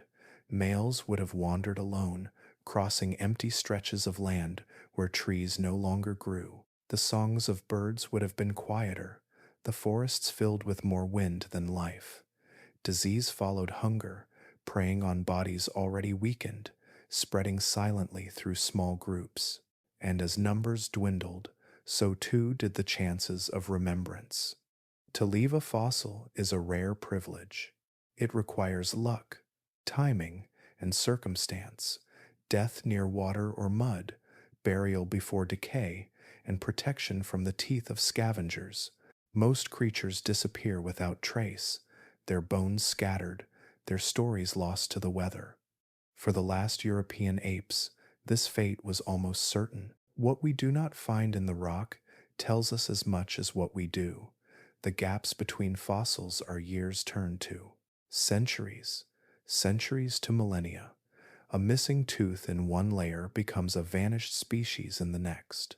The silence of the strata is not sudden but gradual, like the fading of a song long after the instruments stop playing. Paleontologists, searching through these layers, describe it as a kind of vanishing horizon. They find traces of life, a fragment here, a hint there, then nothing. The Earth turns a page, and the story of primates in Europe ends in blank space. The species that once ruled its trees were replaced by grazers of the open land, by creatures that thrived where the apes could not. Perhaps the last of them saw the sea return. Perhaps a few watched from the cliffs of what is now Greece as the horizon darkened with water again. The air would have grown heavy with the scent of salt, the sky filled with the cries of seabirds. The land they knew was changing once more, and this time there was nowhere left to go. Their extinction was not marked by fire or flood, but by stillness. The earth did not roar, it only grew quieter. Over time, the forests became memories held in stone. The rivers carved new paths through the land, erasing the last signs of where these apes had lived and died. The soil that once cushioned their footsteps turned to rock, sealing them within it. And above them, the world moved on. Life continued, as it always does. New forms rose to fill the silence. Deer that ran through the grasslands, cats that stalked them, birds that spread seeds over the open plains. The rhythm of life never truly breaks, it only changes its tune. Yet within that new music, the old refrain remains faintly present. Every fossil of Dryopithecus, every tooth of Graecopithecus is a note from that lost harmony, reminding us that extinction is not only an ending, but a transformation. The apes did not vanish into nothing. They became part of the soil, the rivers, the calcium of shells, the quiet hum of continuity that connects every living thing. In the great timeline of Earth, their disappearance was slow, gentle, and complete. Europe's forests fell silent, the branches empty, and in that silence, the long story of its apes folded softly into the earth, not erased, but absorbed, waiting in the layers below for curious hands and wondering hearts to find them again. Even as most of Europe's forests fell silent, there were still small places where life refused to let go. Hidden valleys, protected by mountains, or fed by the last traces of rain, held pockets of green that endured when the rest of the continent turned dry and pale. These were not the jungles that once stretched endlessly across Miocene Europe, but fragile islands of survival, oases of shade and moisture in a world learning to live without them. In these narrow refuges, a few of the last apes found a final home. Their fossils have been found in Greece and Spain, faint and fragmentary, as if time itself hesitated before erasing them completely. Small pieces of jaw, fragments of teeth, and worn bones speak of creatures who endured for a little while longer after the rest of their kind had disappeared. They lived in dwindling forests where rivers ran weakly and the canopy no longer closed overhead. The air was thinner now, drier, carrying the smell of dust and cracked leaves. The rain came in short bursts and left just as quickly, barely enough to awaken the roots beneath the soil. In these shrinking patches of green, the last apes of Europe clung to existence, their world shrinking one season at a time. Their lives must have been quiet, almost cautious. Gone were the wide territories filled with fruit and song. These survivors moved carefully between the trees, eating what they could find: tender leaves, fibrous stems, and the inner bark of trees peeled away with patient hands. Their meals were no longer sweet and abundant, but dry and bitter, drawn from necessity rather than choice. In the mornings, when mist hung low in the valleys, they would have emerged from the branches to search for food before the heat arrived.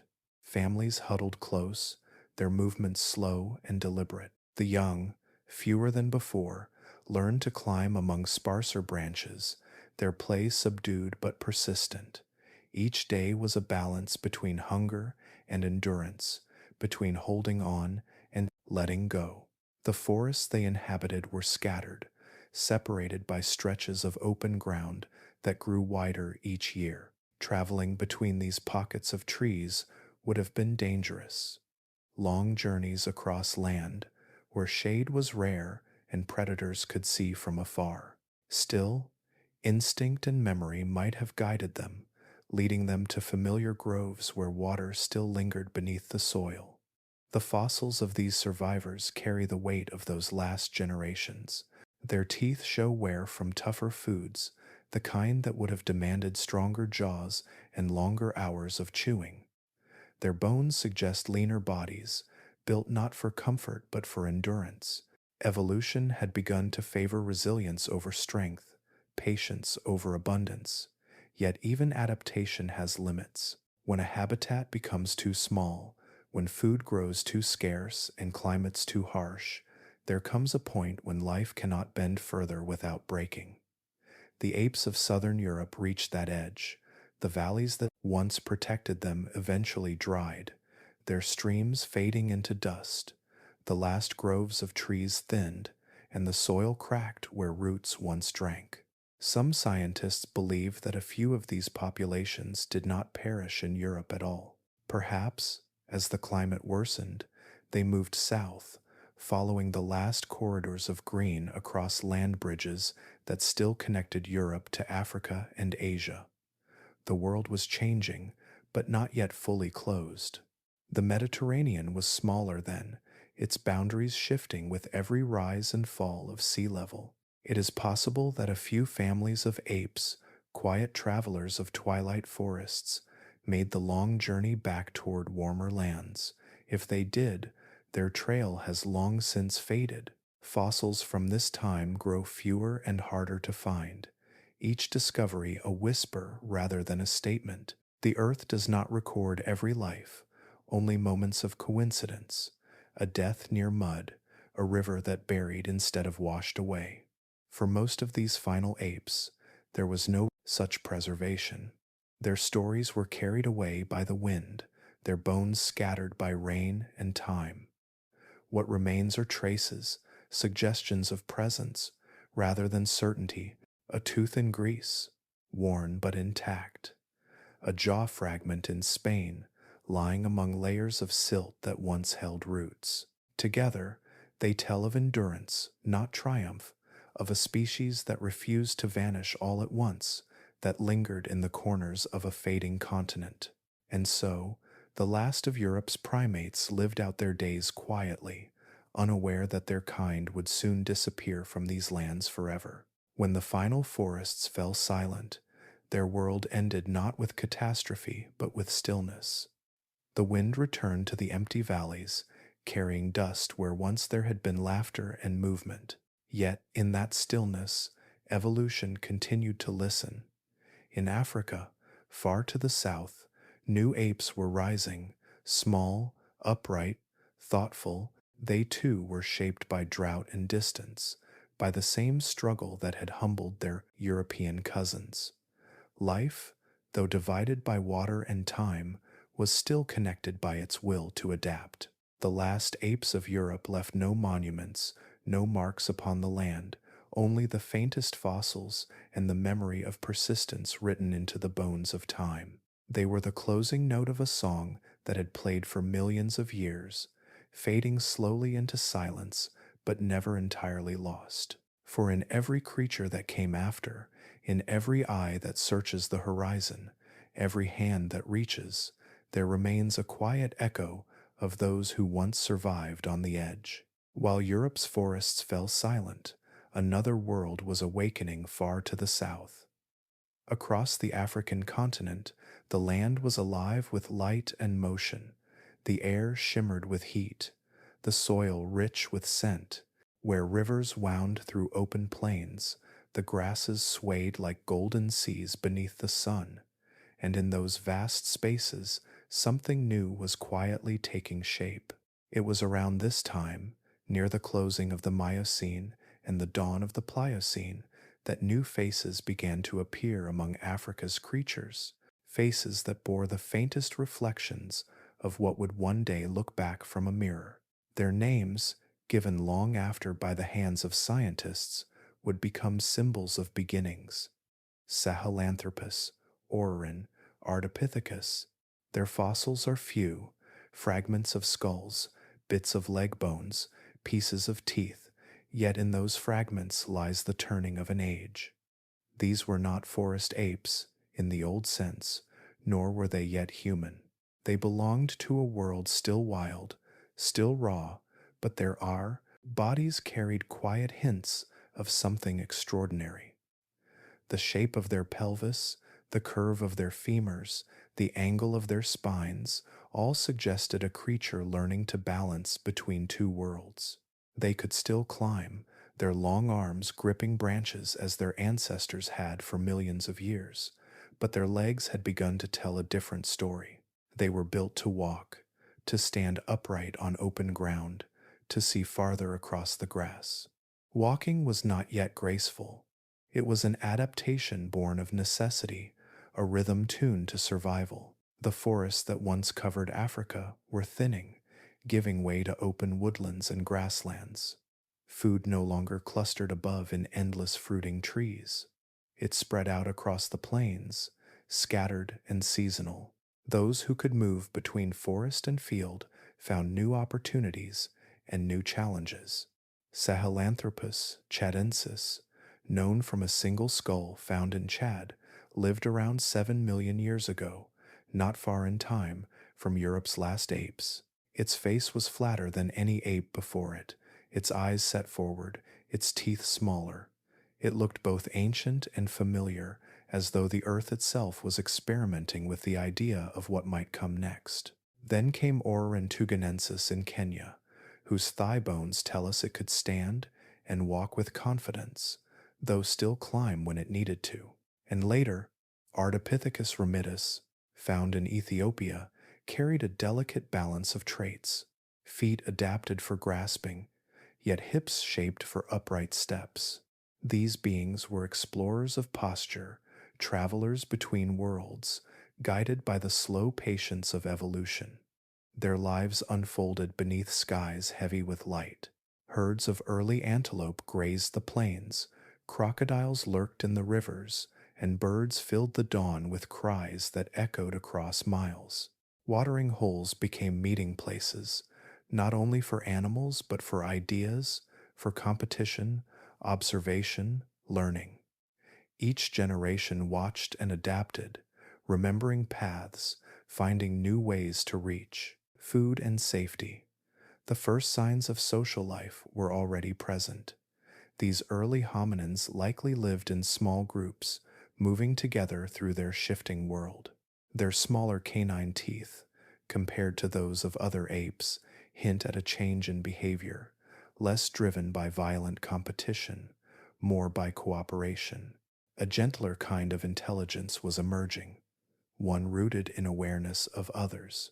In their eyes, perhaps, was the first flicker of recognition, not only of danger or opportunity, but of belonging. That subtle bond, the awareness of self within a group, would one day grow into empathy, language, and the shared understanding that defines humanity. Some scientists see in their bones the faint echo of Europe's lost lineages. The structure of their jaws, the proportions of their limbs, even the timing of their appearance all suggest that Africa's new apes may not have been entirely separate from those who came before. They might have shared a deep ancestral connection, a root buried far back in the forests that once linked the continents. If so, then evolution's story did not begin again in Africa. It continued, flowing like a river that had changed its course, leaving one channel dry while carving a new path through fertile ground. Europe's apes had reached their end, but their cousins, shaped by the same ancient forces, carried the torch forward. In Africa's warmth, life was rewriting its possibilities. Upright posture freed the hands for balance, for holding, for carrying. Walking opened the horizon, expanding the mind with every step. Each adaptation built upon the last, not as a plan, but as a rhythm, a slow improvisation between body and earth. The apes of Africa did not know they were beginning something vast. To them, it was only survival, finding water, avoiding predators, gathering food beneath the changing sun. Yet in their steady persistence, in their quiet movements through grass and dust, something enduring was being born. When we look back across those millions of years, across the silence of stone and bone, we see not an explosion of change, but a gentle rise, the soft dawn of a new lineage. The forests that once held Europe's story had faded, but under the golden light of Africa, a new chapter was taking shape. It was the same earth, the same pulse of life, still writing, still dreaming, and from those dreams, the first steps of humanity began to stir. The bones that time has left behind do not think, yet they hold the quiet memory of thought. When scientists uncover the skull of a long-vanished creature, they are not only measuring bone, but the shadow of a mind that once lived within it. Every curve, every cavity, every ridge inside those skulls carries the faint outline of how that being once saw, learned, and remembered its world. For the apes of ancient Europe, Dryopithecus, Ouranopithecus, and their kin, this story is written in delicate volumes of space, the space where their brains once rested, protected by bone, sealed by time. When filled and measured, these cranial spaces tell us something extraordinary. Their minds were larger than we might expect for their size, and shaped in ways that seem to anticipate what would later appear in us. Dryopithecus, who lived when Europe was still lush and green, had a brain that was modest in size but remarkable in proportion. Estimates place its cranial capacity around 300 to 350 cubic centimeters, smaller than a human's by far, but comparable to, or slightly greater than, that of a modern chimpanzee. Yet the shape of its skull hints at something different. The brain case was more rounded, the brow gentler, suggesting subtle shifts in the arrangement of the frontal lobes, the regions that, in us, govern social awareness and decision-making. It is difficult to translate brain size into intelligence, for intelligence is not a single thing. It is curiosity, memory, adaptability, emotion, and problem-solving woven together. A larger brain does not always mean a wiser creature, but it can offer more space for complexity. And in Dryopithecus, the architecture of that space whispers of minds learning to adapt, to think beyond instinct, to remember the rhythm of fruiting trees and the dangers of seasons. Ouranopithecus, heavier and more grounded, carried this inheritance into a harsher world. Its skull was thicker, its jaw powerful, its brain slightly larger still, perhaps approaching 400 cubic centimeters. For comparison, an orangutan's brain today rests around 420 cubic centimeters, a chimpanzee's around 400, and a gorilla's just above 500. In the vast measure of evolution, Ouranopithecus was not far behind, yet the measure of its intelligence cannot be found in volume alone. It lies in behavior implied by the bones, the strength of its grip, the alignment of its spine, the evidence of a life that demanded planning. Living in the fading forests of Greece, surrounded by open woodlands and long stretches of plain, Ouranopithecus would have faced decisions unfamiliar to its forest ancestors. When to climb, when to walk, when to seek shade, when to cross open ground. Every day was a negotiation between past and present, between what instinct remembered and what experience was forced to learn anew. Intelligence, at its root, is adaptability, the ability to learn, to adjust, to find a new way when the old way no longer works. In that sense, Dryopithecus and Ouranopithecus were already practicing the art of survival through thought. Their brains may not have been large by modern standards, but they were alive with the needs of their time. Even the wear on their teeth tells us of awareness. The patterns show careful chewing, shifting diets, seasonal adaptation. These apes did not simply eat what was in front of them. They learned which fruits ripened when, which bark could be stripped when hunger pressed hardest. They lived in groups, their lives filled with subtle communication, gestures, glances, small acts of cooperation. Such bonds require memory, empathy, and recognition.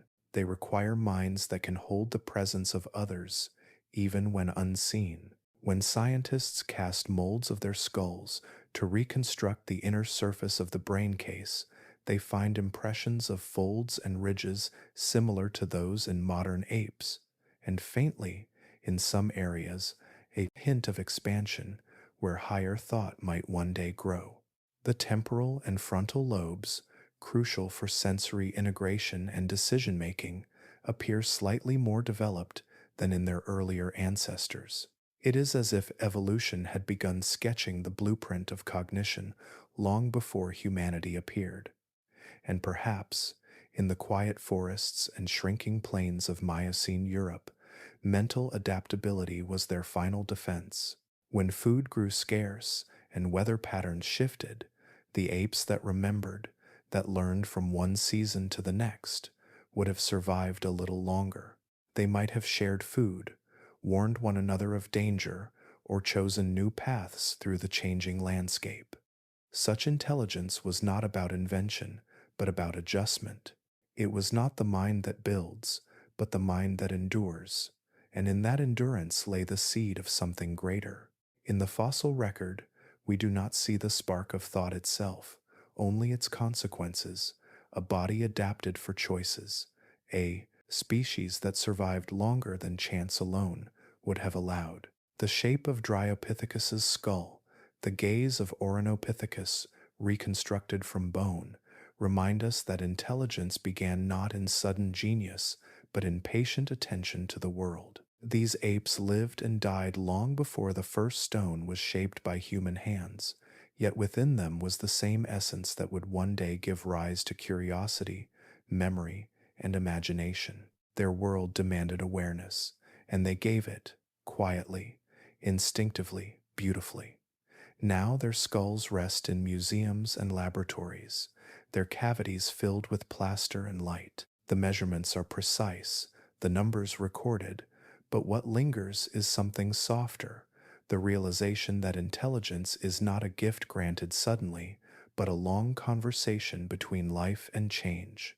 And if those ancient apes had one final strength, it was not their teeth, nor their limbs, but their minds, minds that listened, adapted, and for a little while longer, kept the light of understanding alive beneath the fading trees of Europe. Long before words were shaped by tongues and breath, there were sounds that carried meaning. The apes of ancient Europe and their distant kin in Africa lived in worlds filled with calls, gestures, and expressions that spoke volumes without a single syllable. In those forests and open woodlands, communication was already a kind of music, a rhythm of calls echoing through the trees, the rustle of movement, the shift of posture, the light in an eye.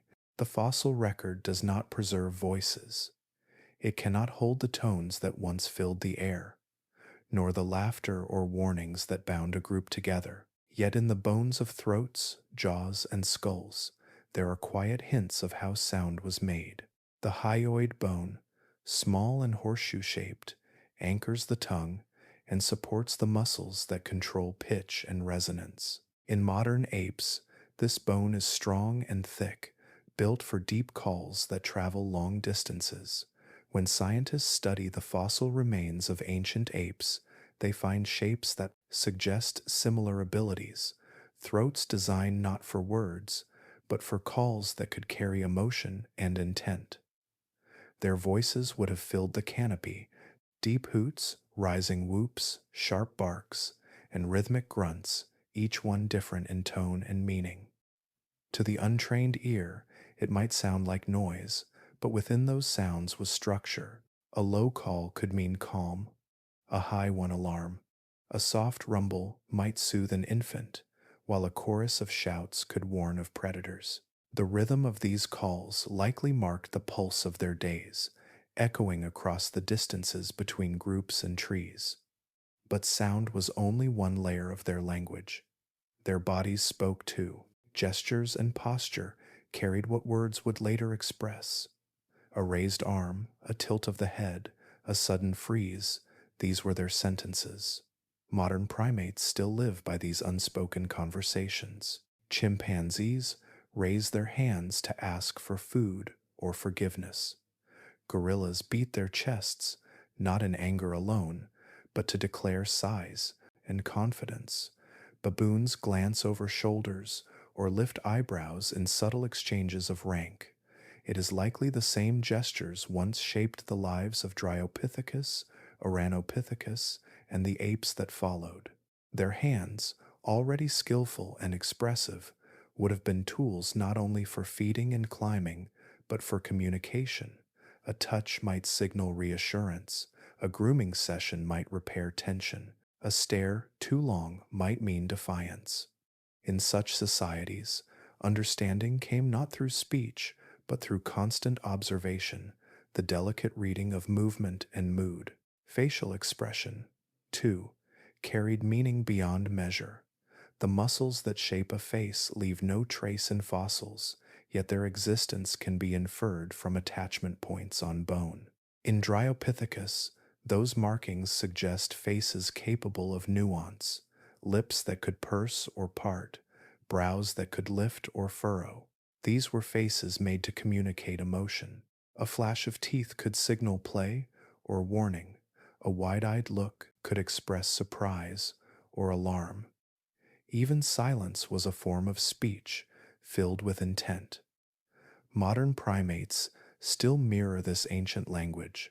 Among baboons and macaques, social life is held together by a network of calls and gestures that map out hierarchy and belonging.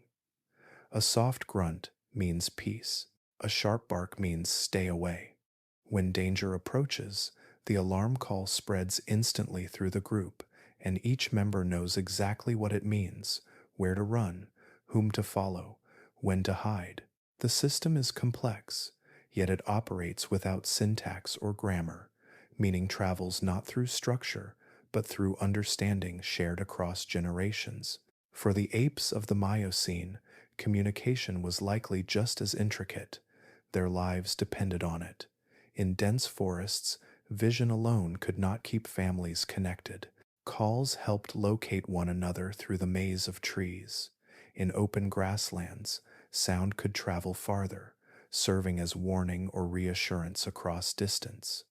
The ability to share emotion, to alert others, to comfort, was an early form of intelligence, one that lived in sound long before it lived in words. Even laughter, that strange and deeply human expression, may have roots reaching back to them.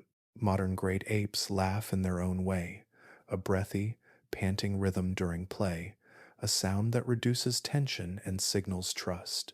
It is easy to imagine similar noises rising from a group of young Dryopithecus high in the canopy, their breath mingling with the rustle of leaves, the rhythm of their play creating bonds that would carry into adulthood.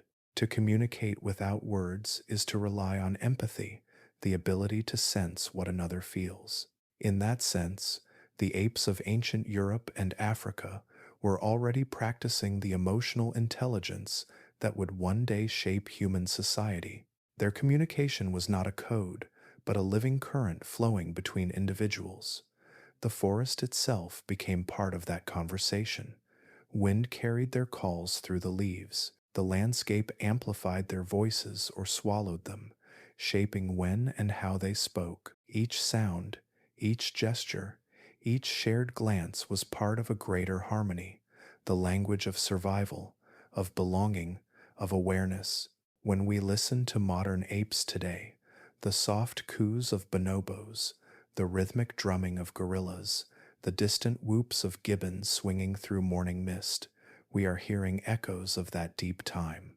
These are not primitive sounds, but the living memory of a world that once spoke entirely without words. The apes of the Miocene could not have imagined language as we know it, yet they laid its foundation. Their calls were the first threads of connection, their gestures the first symbols, their expressions the first mirrors of thought. In them, communication was not yet speech, but something purer, an unbroken conversation between mind and nature, carried through air, touch, and silence. And though their voices are gone, the shape of their sound remains, alive in every whisper and every shared glance that still bridges the space between living beings today.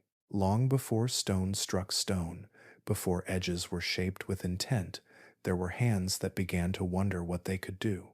They reached for fruit, broke branches, peeled bark, and cracked seeds. They touched the world not only to survive, but to learn its texture, to feel the weight of possibility in the things around them. In the quiet forests of the late Miocene, the apes of Europe were already beginning to change. Their fingers, long and strong, had once been shaped only for climbing, for gripping branches and swinging between the green heights of ancient trees. But as the forest thinned and the ground grew open, those same fingers began to find new purposes. They grasped the earth, they moved stones, they experimented without knowing they were experimenting.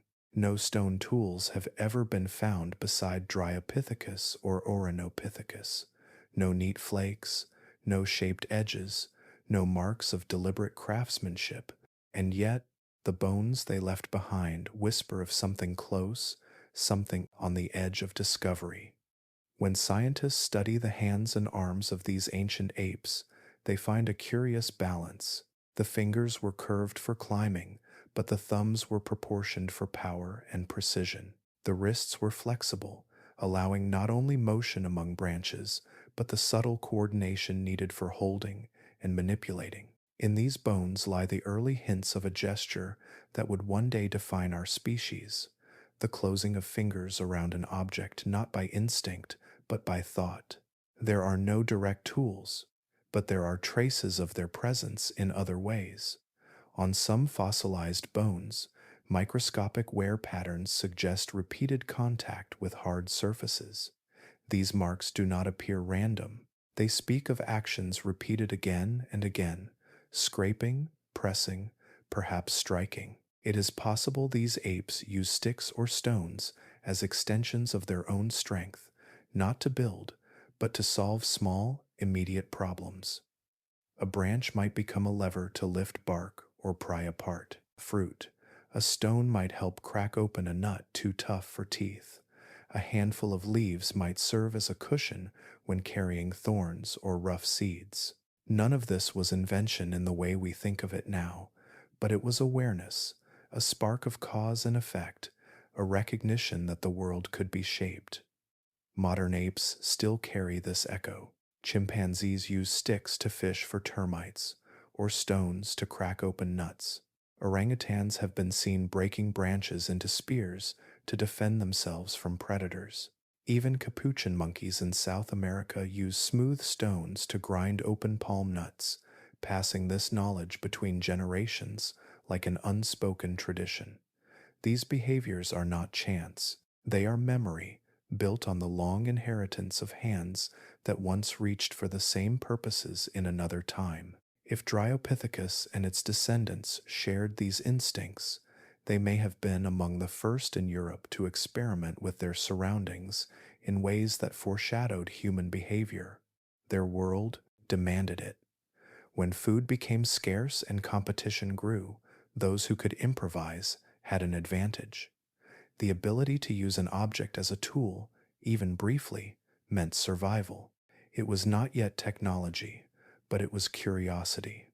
The structure of their thumbs tells us more. In Dryopithecus, the opposable thumb was already developed enough to meet the tips of the fingers, forming a grip known today as a precision hold. It is the same movement that allows us to hold a pencil or turn a key. For these apes, it might have meant peeling fruit with care or gently testing the ripeness of a fig. Such control hints at a mind attuned to detail, one that could plan movements rather than simply react. The brain, too, supports this idea. Though small compared to ours, its organization allowed for coordination, foresight, and memory.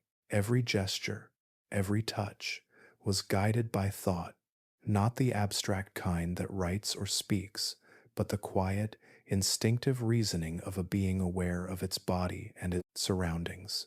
And so, even without the hard evidence of crafted tools, the echoes are there, in bones, in muscle attachments, in wear and proportion. The story of tools does not begin suddenly with a spark of genius in Africa millions of years later. It was already murmuring in these earlier forms, hidden in the simple act of holding. Perhaps the forest was their workshop, though they did not know it. The falling branches, the stones in riverbeds, the bark stripped from trees, these were their lessons. Every interaction built memory into muscle, awareness into instinct. Over generations, that subtle understanding grew, carried forward in the hands of those who survived. When the forests finally vanished and Europe's great apes disappeared, that learning did not vanish with them. Somewhere, far away under the same sky, their distant cousins in Africa were already walking upright, using sticks and stones in the same quiet, practical way. The thread of exploration had not been broken, only passed along. To study these fossils today is to listen to that ancient conversation between hand and world. Each bone, each ridge and joint tells of movement, strength, and precision. The hands of Dryopithecus and Ouranopithecus may never have shaped a tool that lasted, but they shaped the habit of discovery, the reflex to reach, to test, to wonder, and perhaps that is where the story of intelligence truly began. Not with the spark of fire or the shaping of stone, but with an open palm, closing gently around the first object that ever felt useful. In that moment, in that small gesture repeated across generations, the world began to change. Not because of what they held, but because they learned that they could. In the long silence of deep time, some questions remain suspended, like dust in still air, visible, beautiful, but impossible to hold. Among them lies one that has followed Europe's ancient apes since their discovery. Did they lead toward us? Or were they simply a branch that ended in quiet extinction? Their bones suggest familiarity, their faces whisper of kinship, Yet the trail they left fades into ambiguity.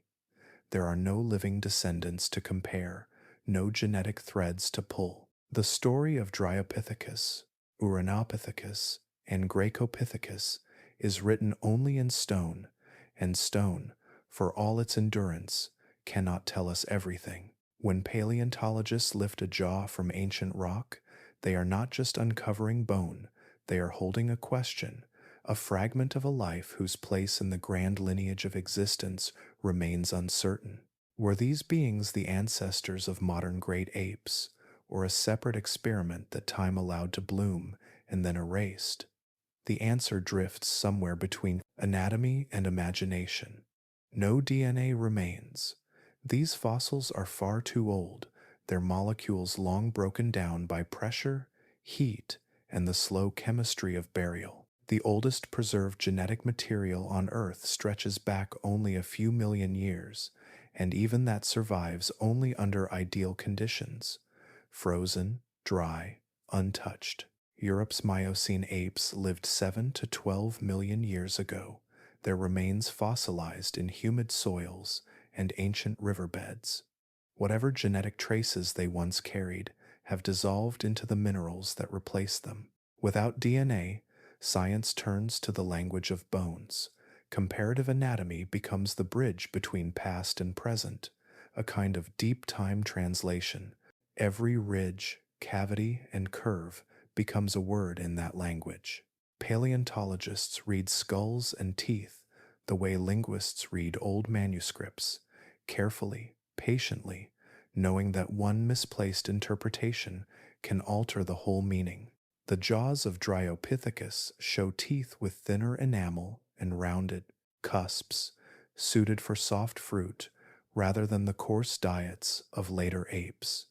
This suggests a closer resemblance to modern African great apes, chimpanzees, and gorillas than to any surviving Asian species.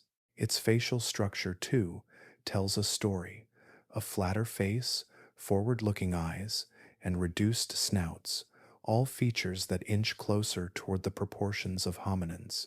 Some scientists have looked upon those bones and wondered whether Europe, for a brief time, may have been the stage on which the first sparks of the human line began to flicker. Then there is Ouranopithecus, the ground dweller of the Greek plains. Its heavy jaw and thick enamel resemble the strength of early African apes, yet its face, broad, human-like, expressive, stands apart. Some researchers see in it the roots of the great apes that later thrived in Africa. Others see an evolutionary cul-de-sac, a creature shaped by similar pressures but destined to vanish. In Graecopithecus, the mystery deepens.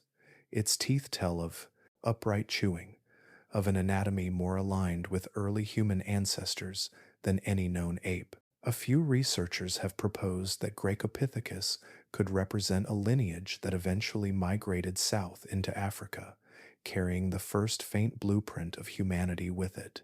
If true, it would mean that Europe, not Africa, was where the first spark of human evolution began. But this idea remains controversial, balanced on the edge between evidence and speculation. Most scientists still place humanity's origin firmly in Africa, where fossils like Sahelanthropus and Ardipithecus fill in the record more clearly. Europe's apes, they suggest, were parallel lines, cousins, not parents. They evolved similar traits through convergent evolution, shaped by the same environmental challenges that pressed against early apes across the world. The truth may never be simple. Evolution rarely draws straight lines.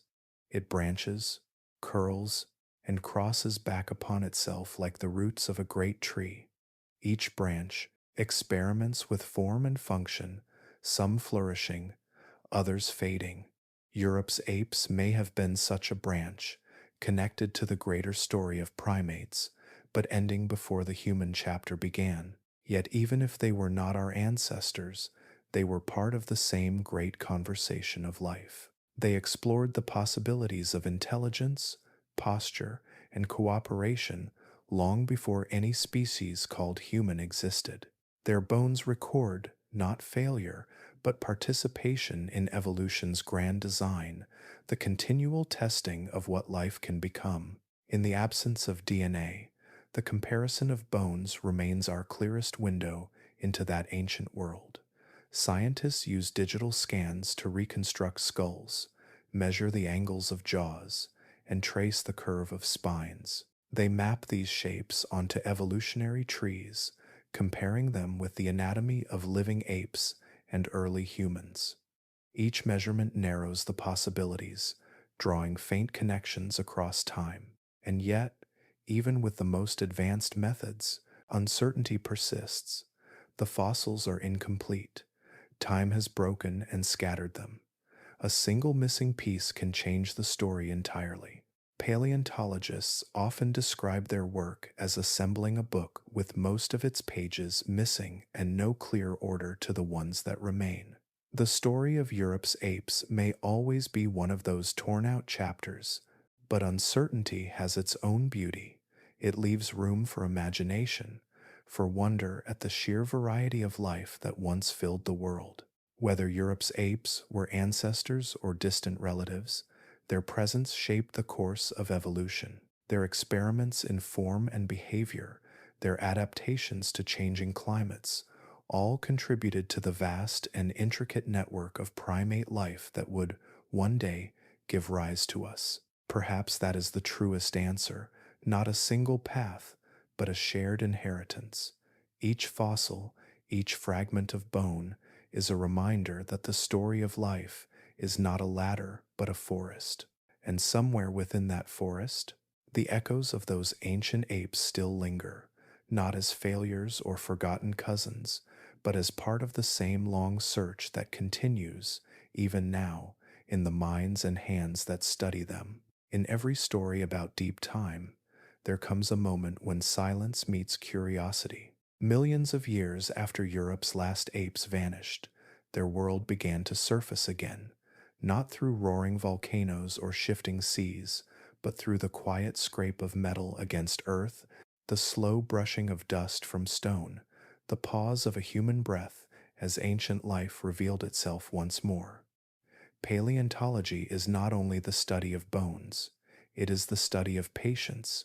Every discovery begins with a question whispered to the ground. What are you hiding?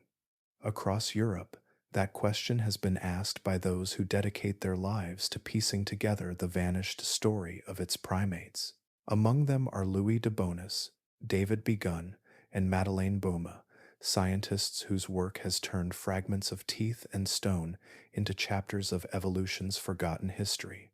Louis de Bonis, a French paleontologist, spent much of his career tracing the lives of apes that once moved through Greece's hills and river valleys.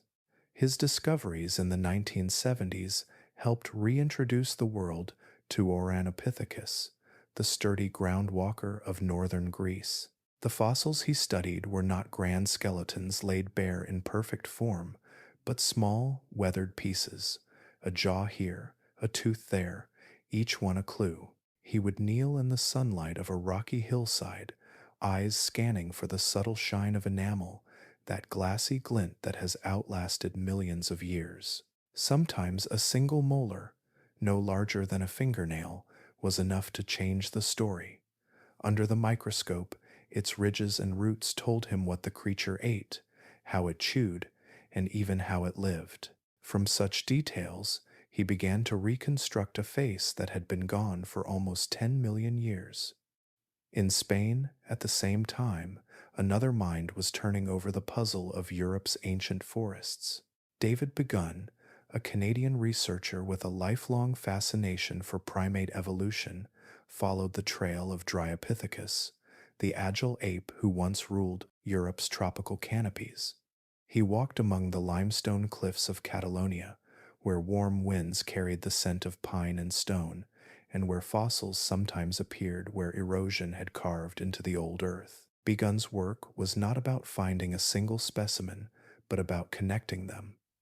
He compared fossils from France, Hungary, and Spain, tracing how they changed through time and space. To him, Dryopithecus was not just an individual, but a pattern, the shape of a mind and body evolving alongside the planet's shifting climate. He once said that every fossil is a message from the past, but never a complete one. It is the scientist's task to fill in the missing words without rewriting the meaning. In his careful reconstructions, Dryopithecus was no longer a mystery, but a living being, swinging through humid forests, tasting fruit warmed by ancient sun. And then, in the early 21st century, Madeleine Bourmet arrived in the same story, standing on the same continent, but with new tools and a new question. What if the roots of humanity ran deeper into Europe than anyone had dared imagine? Her work in Greece and Bulgaria led to the rediscovery of Graecopithecus, the last of Europe's apes, and perhaps something more. In a small laboratory in Tübingen, Germany, she placed a fragment of a fossil jaw under a high-resolution scanner. Inside, the mineralized roots of its teeth revealed a pattern unlike any seen in modern apes. The roots were fused and simplified, a detail found in early humans. The world paused for a moment. Could this jaw, found in dusty Balkan soil, belong not only to an ancient ape, but to the earliest ancestor of humankind? The claim stirred both excitement and debate. Some scientists embraced the idea, while others urged caution. Yet, in every reaction lay the same quiet awe that a single piece of bone, barely the length of a hand, could ask such a vast question about where we began. For all three scientists, and countless others, the work of reconstructing extinct beings is a balance between evidence and imagination. Fossils do not come with instructions. They arrive incomplete, altered by time, sometimes broken, sometimes misplaced. A femur might be found miles away from the skull that once belonged to it. A single tooth may be all that remains of an entire species. To make sense of it, paleontologists turn to comparison. They measure every ridge, every cavity, every slope of bone, and match them against those of living primates. A jaw may reveal diet, a limb joint reveals movement, a skull tells of posture and vision. Slowly, these scattered clues begin to fit together, not perfectly, but enough to glimpse the life that once was. It is a kind of artistry born of science. The paleontologist becomes both detective and storyteller, translating silence into form. Each discovery is a bridge between the visible and the invisible, between the measurable and the imagined. In the field, discoveries often come quietly. A soft brush against dust, a shift in color on a rock's surface, and suddenly a tooth gleams where no one expected it.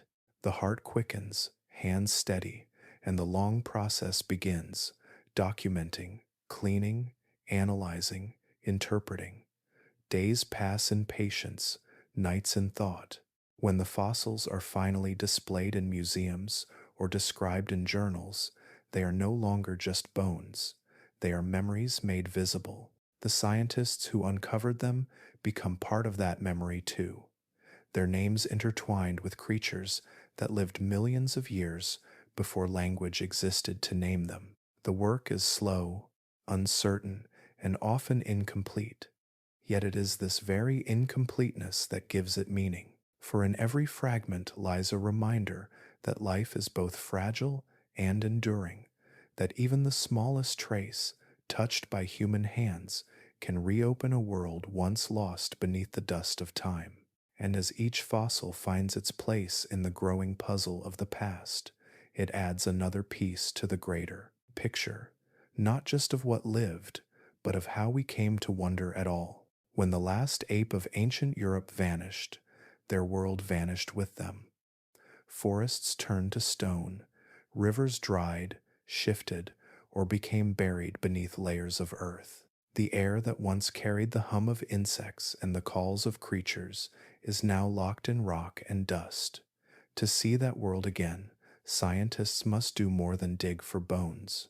They must coax whispers from soil, trace the scent of life from particles no wider than a strand of hair, and read the language written in the earth itself. This is the quiet art of reconstruction, the act of rebuilding what no one has seen for millions of years. It begins not with a skull or a jaw, but with fragments of the environment, a single grain of pollen, a piece of fossilized wood, a crystal of ancient sediment. Each one is a clue, and together they become the world beneath the bones. Pollen, though microscopic, endures far longer than leaves or flowers. Trapped in mud, buried beneath the weight of ages, it becomes a record of what once grew. In laboratories across Europe, scientists dissolve rock samples from old riverbeds and lake floors, sifting through the residue to find these tiny survivors. Under the microscope, they bloom again, round grains with spiked shells, star-shaped spores, delicate spheres marked with folds and pores. Each belongs to a different plant. By identifying them, researchers can reconstruct entire forests, the towering oaks, the figs heavy with fruit, the wild vines curling in the humid air. From these silent grains, the ancient climate begins to emerge. The Miocene, when Dryopithecus and Ouranopithecus lived, was a world of warmth and abundance, but it was also changing. The mix of pollen species shows how tropical vegetation began to thin, replaced by more temperate woodlands. Where palm trees once stood, pines began to appear, grass pollen increased, hinting at open clearings and the slow spread of savannas. Isotopes, tiny variations in atoms, tell another part of the story. They hide within fossilized teeth, bones, and shells, holding the chemical fingerprints of the air and water that once surrounded living things. Oxygen isotopes reveal temperature and rainfall. Carbon isotopes tell of diet and vegetation. By measuring them, scientists can feel the breath of ancient seasons. A tooth of Dryopithecus, polished and placed beneath a spectrometer, might whisper that its owner fed on fruits grown in humid forests, rich with rain. A later sample from Ouranopithecus might reveal drier conditions, tougher plants, fewer fruits, a diet shifting toward roots and bark. Each isotope ratio becomes a diary entry from deep time, written not in words but in chemistry. Fossilized wood deepens the picture further. In some regions, trunks and branches have been preserved in stunning detail. The patterns of growth rings show how fast trees grew, how long dry seasons lasted, and how intense the heat became before the climate began to cool. Sometimes, the wood still bears the scars of ancient insects, the tunnels of beetle larvae frozen in stone. Through them, scientists see not only the trees but the entire ecosystem, the chain of life that stretched from leaf to ape. Geology and biology weave together here, inseparable in their storytelling. Rocks are not just the stage upon which life once played, but the memory of that performance. Layers of sediment show how rivers flowed and retreated, how coastlines shifted, how mountains rose to redirect the wind and the rain. Within those same layers, fossils of plants and animals reveal how life responded, adapting to each turn of the Earth's long cycle. Rebuilding a lost world requires this dialogue between disciplines. A geologist reads the patterns of stone and knows where ancient lakes once shimmered. A paleobotanist identifies the pollen that fell into those waters. A zoologist studies the bones found nearby, understanding what those animals ate and how they moved through that vanished landscape. Together, they create a scene that no one alone could imagine, a moment in time reborn from fragments. When all these clues are brought into the digital age, the ancient world begins to take visible shape once again. Powerful software allows scientists to reconstruct landscapes from data, layering climate, vegetation, and geography into living models. Forests rise where pollen once lay, rivers wind across virtual valleys. The soft light of ancient suns returns to these imagined worlds, showing how Dryopithecus might have moved among trees that no longer exist. The beauty of these reconstructions lies not in their perfection, but in their possibility. They are mosaics of knowledge and imagination, grounded in evidence yet alive with wonder. Every line of code, every microscopic measurement, is an act of remembrance, a way of seeing what time had hidden. And through this process, the ancient apes of Europe are placed back into their proper setting. No longer isolated fossils in drawers, they become part of living worlds once again. We can almost picture them climbing among broad green leaves, the air heavy with warmth and scent, their shadows moving through the filtered light of forests that breathed long before ours. It is easy to think of fossils as things of death, as relics of what no longer exists. But when scientists rebuild the worlds that held them, something remarkable happens. The past begins to live again, not as fantasy, but as memory reawakened through the language of Earth itself. In every grain of pollen, every atom of carbon, every ring of ancient wood, the story of those vanished landscapes endures. The apes that once roamed there have turned to stone, but their world has not been forgotten. It is still here, beneath our feet, waiting for the careful hands and curious minds that can piece it together, grain by grain, layer by layer, until the silence of time becomes a forest once more. The earth never stays still. Its continents drift, its seas rise and fall, its air changes with every breath of deep time. After the last of Europe's great apes disappeared, the continent itself began to shift into a new and unfamiliar rhythm. The warmth that had once wrapped its forests in green abundance began to fade, slowly but surely, replaced by a creeping chill that would one day turn rivers to ice and silence the songs of tropical life. It did not happen all at once. Change in nature rarely does. For millions of years after the Miocene's end, the air grew drier, the rains less frequent. The once humid forests that had stretched from Spain to the Black Sea began to thin. The broad leaves that once caught the golden light of a subtropical sun curled and fell, replaced by smaller, tougher growths, trees that could survive frost and drought. Beneath them, the shade-loving flowers vanished, and wide patches of grass began to take their place.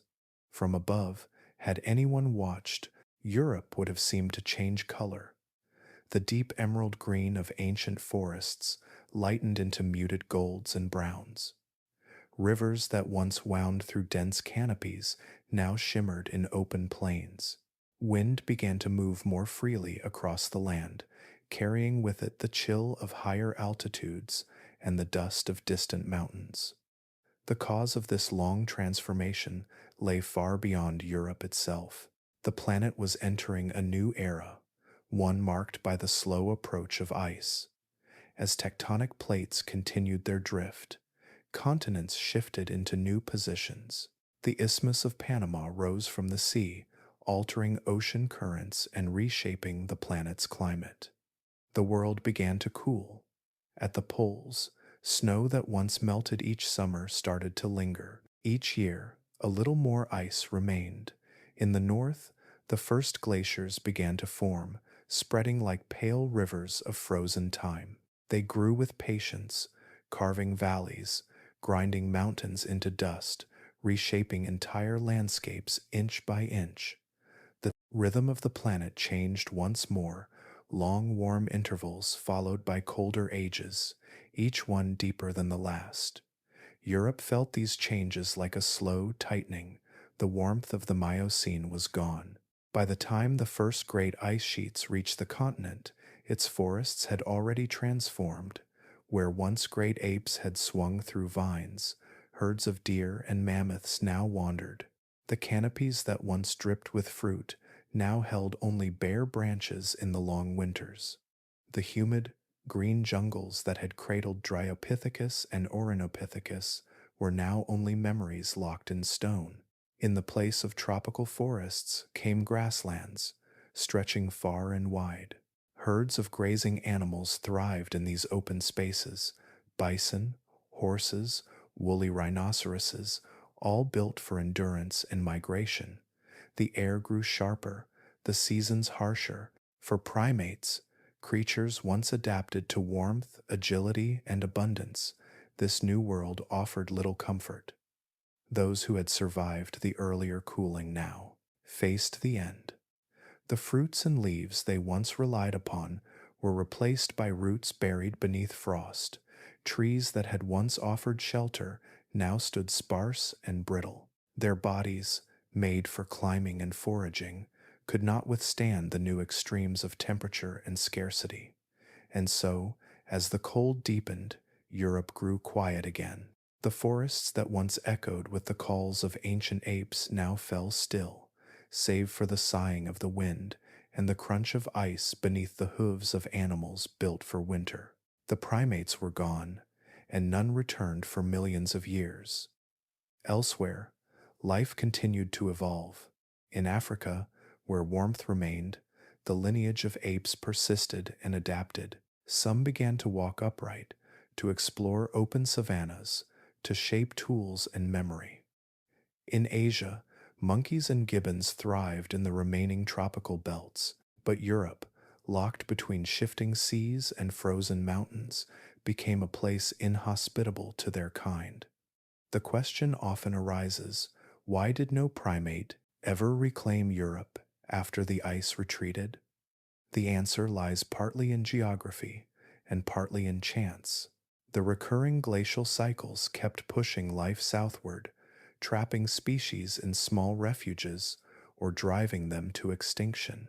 Even during the brief interglacial periods when warmth returned, the path back into Europe was fraught with barriers, mountain ranges, dry steppes, and seas that opened and closed with the tides of time. And by then, evolution had moved on.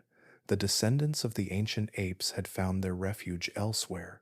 They had become something new. In Africa, under sunlit skies and open plains, intelligence deepened. The hands that once reached for fruit now shaped stone. The minds that once remembered the pattern of trees now began to remember stories. When primates finally returned to Europe, they came not as forest apes but as humans. They brought fire to warm the cold, tools to shape the world, and memory to carry the past. For the first time since Graecopithecus, Europe felt the touch of a primate's hand again, not in the grasp of branches, but in the making of shelter, the building of hearths, the carving of bone. The land they entered was not the one their distant cousins had known. The ancient jungles were gone. In their place stood rolling grasslands, forests of oak and pine, and the silent traces of valleys carved by ice. Beneath their feet lay the fossils of those earlier apes, waiting to be found to tell their story again. The circle had closed, though the world was no longer the same. The cold had changed it, shaped it into the Europe we know today, a land of seasons and memory. And though no ape would ever again call its forests home, the echoes of that ancient time remained, buried deep beneath the soil, waiting for another curious species, one that had learned to wonder, to uncover them and listen. Every step across the quiet hills of Europe is a step over ghosts. They lie beneath the soil, beneath the roots of olive trees and vineyards, in layers of clay and limestone that once formed the floors of vanished forests. Millions of years have passed since they drew breath or climbed trees, yet their bones still sleep beneath the earth, waiting for patient hands to find them again. In Spain, Greece, and Hungary, the ground remembers. It remembers the weight of ancient rain and the fall of leaves long turned to dust. It remembers the creatures that once stirred through the branches above, the apes whose faces held hints of what was to come. Every fossil found there is not just a bone, but a whisper from that lost world, a fragment of a conversation between life and time. The story of Europe's ancient apes now rests in the hands of those who dig for traces of them. Paleontologists move slowly through the earth, brushing away history one grain at a time. The work is quiet, deliberate, almost meditative. It begins with a clue, a layer of sediment that once held a riverbank, a patch of stone with a color that seems slightly different from the rest. Sometimes it is no more than a glint of enamel, a shard of tooth no larger than a fingernail, but even that is enough to stop the world for a moment. In northern Spain, near the gentle hills of Catalonia, lies one of the richest beds of Miocene fossils ever discovered. It is a place where the earth opens its memory to anyone patient enough to listen. Here, the remains of Dryopithecus were first found, fragments of jaw and skull, pieces of long limbs that once swung between the branches of Europe's ancient rainforests. The soil that holds them is soft and golden, built from layers of sediment that were once river mud. Each layer carries the signature of a different time, a different season in the life of the continent. Scientists kneel in that soil with brushes and chisels, tracing outlines that have not seen sunlight in 10 million years. Around them, the hum of the modern world fades. The wind moves quietly through grass that now grows where forests once stood. The fossils they uncover still hold the delicate imprints of time, fine cracks where minerals seeped in, gentle curves where muscles once attached. Under the microscope, the texture of bone tells its story, how the creature moved, what it ate, what kind of life it lived before it fell to the earth and was buried by the slow patience of sediment. Far to the east, in the dry hills of northern Greece, another kind of silence waits. The land here is harder, the stone pale and brittle, but within it lie the bones of Ouranopithecus, the great groundwalker of Europe's fading forests. The dig sites rise and fall with the terrain, small openings in a landscape of ochre and gold. The fossils here are rare, precious things, heavy jaws, broad teeth, fragments of skull. They speak of an ape who once watched horizons filled with grass instead, of trees who felt the slow breath of drought and learned to walk further for food and water. Every find is a mystery made visible. The scientists who study them become detectives of deep time, comparing each fossil to others found across the continent. They measure, scan, and map, building digital models that allow them to see what has long since crumbled. When a piece of bone fits another like the final corner of a puzzle, a face begins to form, not perfectly, but enough to glimpse something familiar. In Hungary, near Rudabanya, excavations have revealed yet another chapter. Here, fossils of Dryopithecus appear alongside those of other long-lost animals, rhinos, elephants, even crocodiles, all preserved in layers of clay. The bones are fragile, but the story they tell is strong. They show a Europe that was once lush and alive, a place where apes climbed and foraged in forests that stretched for hundreds of miles. The paleontologists who work there describe a quiet awe when they first uncover a fossil. It is not the thrill of treasure, but the feeling of connection, the realization that this fragment once belonged to a living being, one that looked out at a world both alien and familiar. They handle the bones with reverence, aware that even a breath can damage what has survived for so long. Each dig brings its own rhythm, the sound of shovels and gravel, the soft stroke of brushes against rock, the low murmur of voices comparing notes. Day after day, layer after layer, the earth gives up its secrets, and slowly a clearer picture forms of apes that were not quite human, yet not entirely unlike us either. Technology has become the bridge between those ancient lives and ours. Using digital scans and three-dimensional modeling, scientists can reconstruct entire skeletons from fragments, allowing them to study posture, movement, and strength. They can even recreate muscle placement and estimate the weight of the creatures that once roamed there. In virtual reconstructions, Dryopithecus moves again through the trees. Ouranopithecus walks the open plains, and Graecopithecus gazes across the dry hills of the Balkans. But for all that science reveals, there is still mystery. Each new discovery answers one question and opens another. Were these creatures the ancestors of the great apes, or an isolated branch that ended in silence? What did they think, if they thought at all? Did they play, mourn, or dream beneath the canopy of their world? No one can say for certain. Yet the search continues, not to find the final answer, but to listen more closely to the Earth's quiet story. The fossils beneath our feet are not just remnants of bodies, but of moments, moments when life tested new forms, when the world was still experimenting with the shape of intelligence and strength. And so the scientists keep digging, brushing away the soil that separates now from then. Each fossil uncovered is a voice returning to the surface, faint but persistent, reminding us that the ground beneath us is not silent at all.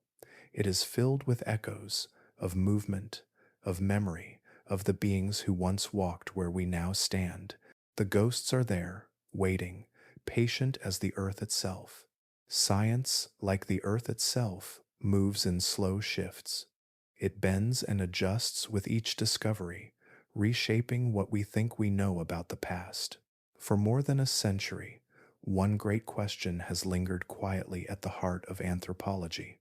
Where did we truly begin? For generations, most of the evidence has pointed toward Africa.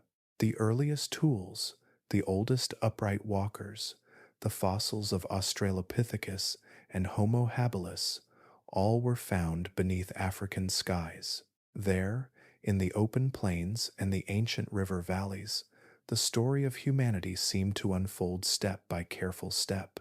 Africa became known as the cradle of humankind, the place where the line between ape and human first began to blur. Yet, as the spades of paleontologists turned the soils of southern Europe, another whisper began to rise. In Greece, Bulgaria, Spain, and Hungary, fossils were uncovered that seemed to tell a slightly different story, one with its roots not just in Africa, but also in Europe's forgotten forests. The remains of Dryopithecus, Ouranopithecus, and Graecopithecus suggested that long before the first humans walked, Europe too had been a home for ancient apes with strikingly familiar traits. The question was not simple. Could it be that our ancestors began their journey not in the African plains, but among the green hills and river valleys of ancient Europe? Or perhaps the story was not of one place at all, but of many, a web of migrations and extinctions, crossings and returns, stretching between continents as climates changed and seas opened or closed. The debate became known as the Africa versus Europe origin question. It is not a rivalry of pride or ownership, but of curiosity and evidence, a search to understand how the first steps toward humanity were taken. When Graecopithecus was discovered in Greece and Bulgaria, its teeth revealed details that startled the scientific world. The roots were shaped in ways more like those of early humans than of modern apes. The enamel was thick, the wear patterns suggesting an upright chewing motion, the kind that fits better with a vertical posture.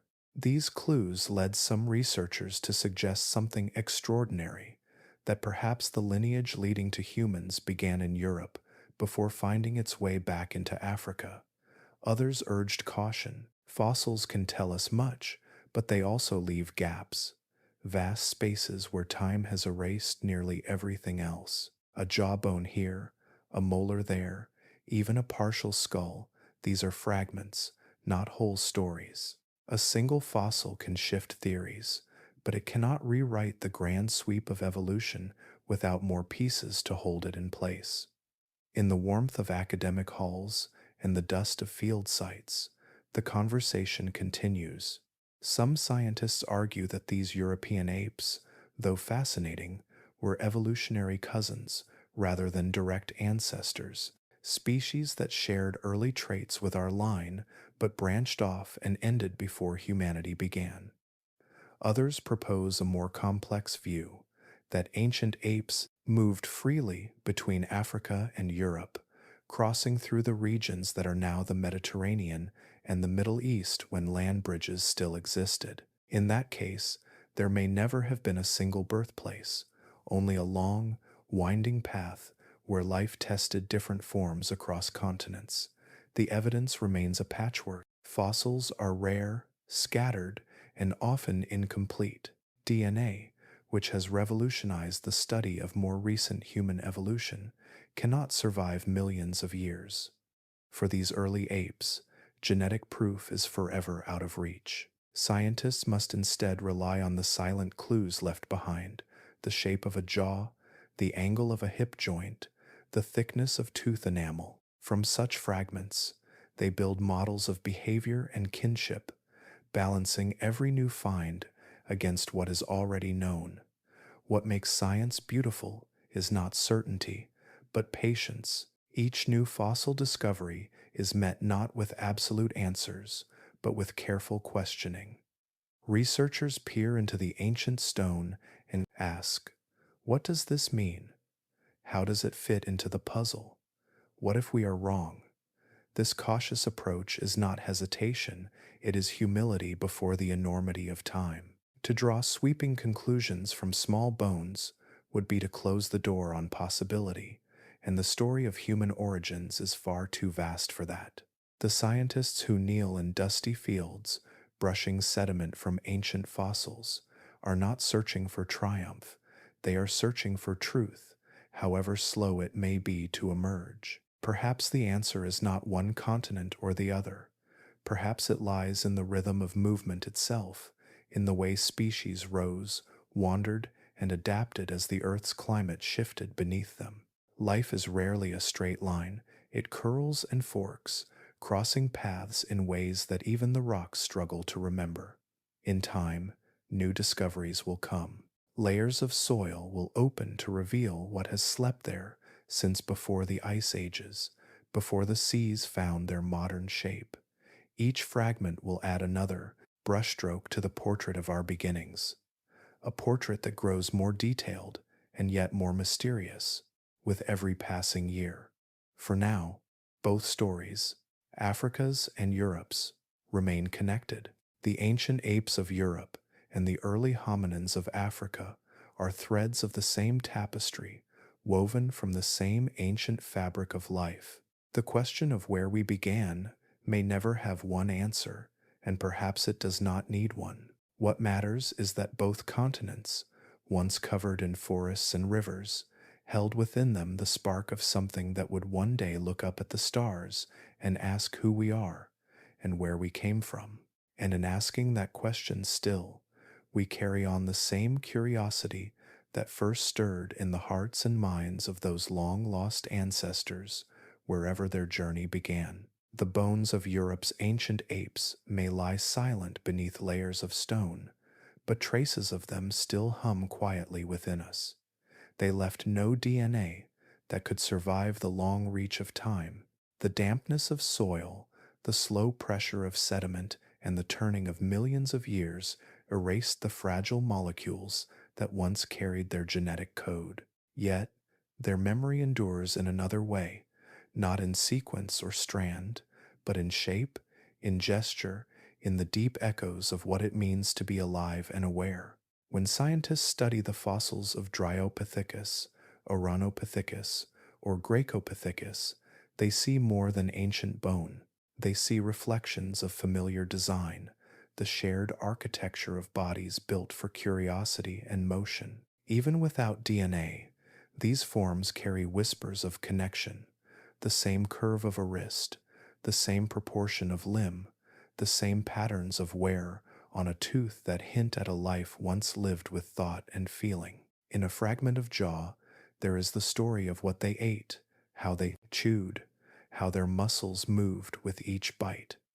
The enamel of their teeth, thick and layered, resembles that of modern humans and other great apes. It tells of diets that included fruit, soft leaves, and the tender parts of plants, foods that required precision rather than brute force. The texture of the enamel itself, smooth in places and pitted in others, holds microscopic scratches left by meals long forgotten. Through these, scientists can tell when the climate changed and food became scarce, when these apes were forced to adapt or perish. The skeletons of these ancient primates speak through their proportions. Their arms were long and graceful, built for a life of balance and reach.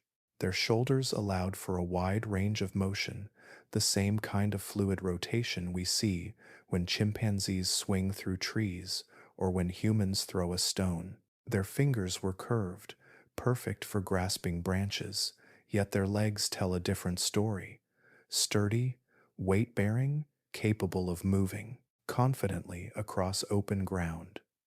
In these shapes lies the quiet suggestion of experimentation, of nature testing the boundaries between forest and field, between climbing and walking. Even in the small bones of their faces, there are hints of expression. The subtle ridges where muscles once anchored suggest the ability to frown, to bare teeth, to lift the corners of the mouth. These are the same muscles that, in us, form smiles and grimaces, laughter and sorrow. We do not know how these apes felt, yet their anatomy leaves space for emotion, the raw, physical language of the face that speaks before words ever existed. When we look at them, we are looking at the first drafts of something still unfolding, not ancestors in the direct sense, perhaps, but kin in spirit, branches of the same great tree of life, stretching outward and upward in all directions. The similarities between their bones and ours are not coincidence, they are inheritance, even if distant. The way we move, the way we hold objects, the way we meet one another's gaze, these gestures are ancient. They were practiced long before humanity had a name. In laboratories and museums, researchers compare fossil measurements to modern skeletons, finding patterns that repeat through time. The wrist of Dryopithecus shares traits with modern chimpanzees, suggesting dexterity and precision. The dental proportions of Graecopithecus hint at the early steps toward the chewing patterns of humans. The robust jaws of Ouranopithecus echo the strength needed to survive in open woodlands. Each resemblance is a quiet reminder that evolution is not a leap, but a rhythm, a slow melody carried forward through countless generations. To study these extinct apes is to glimpse a mirror held deep in time. It reminds us that intelligence and awareness did not appear suddenly, but grew from countless small adaptations, sharper vision, steadier balance, stronger bonds between individuals. These were the foundations upon which thought and culture would one day rise. Before there were tools or words, there were eyes meeting eyes across the branches, gestures shared among companions, warnings called through the canopy. Beneath it all, there was the spark of curiosity, the urge to explore, to touch, to understand. Even our emotions carry echoes of those distant lives. The joy of companionship, the fear of isolation, the instinct to nurture, these are not new inventions of humanity, but inheritances of deep time. They were carved into our nervous systems long before fire, before art, before the first story was ever told. Somewhere in the Miocene forests of Europe, an ape once reached out to comfort another. That moment is gone, yet its meaning endures, carried invisibly in the empathy that still moves through us today. Science cannot recover their voices or their thoughts, but it can trace their presence in the lines of our biology.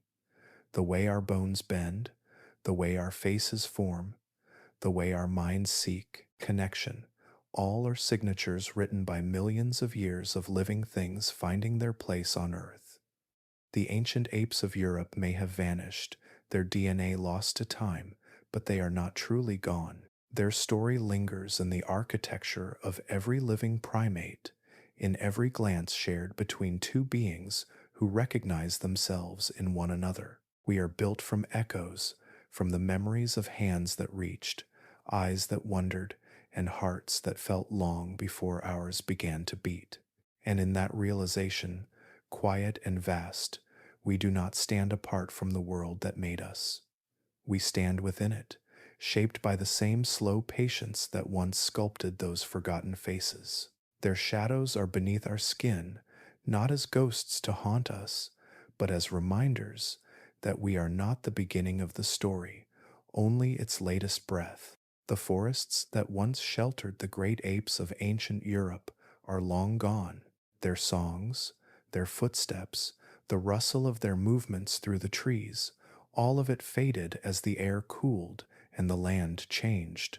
They did not fall to one sudden catastrophe, but to something quieter and slower, the steady narrowing of possibility. In the long unfolding of time, extinction rarely arrives as a single event. It comes instead like a closing horizon, a drought that lasts one season too many, a forest that grows thinner each generation, a river that shifts course, leaving behind cracked earth where fruit trees once grew. The apes of Europe, Dryopithecus, Ouranopithecus, Graecopithecus, and their kin lived through ages of abundance and scarcity, through warmth and cold. For millions of years they endured, adapting again and again, until at last even their resilience could not match the pace of change.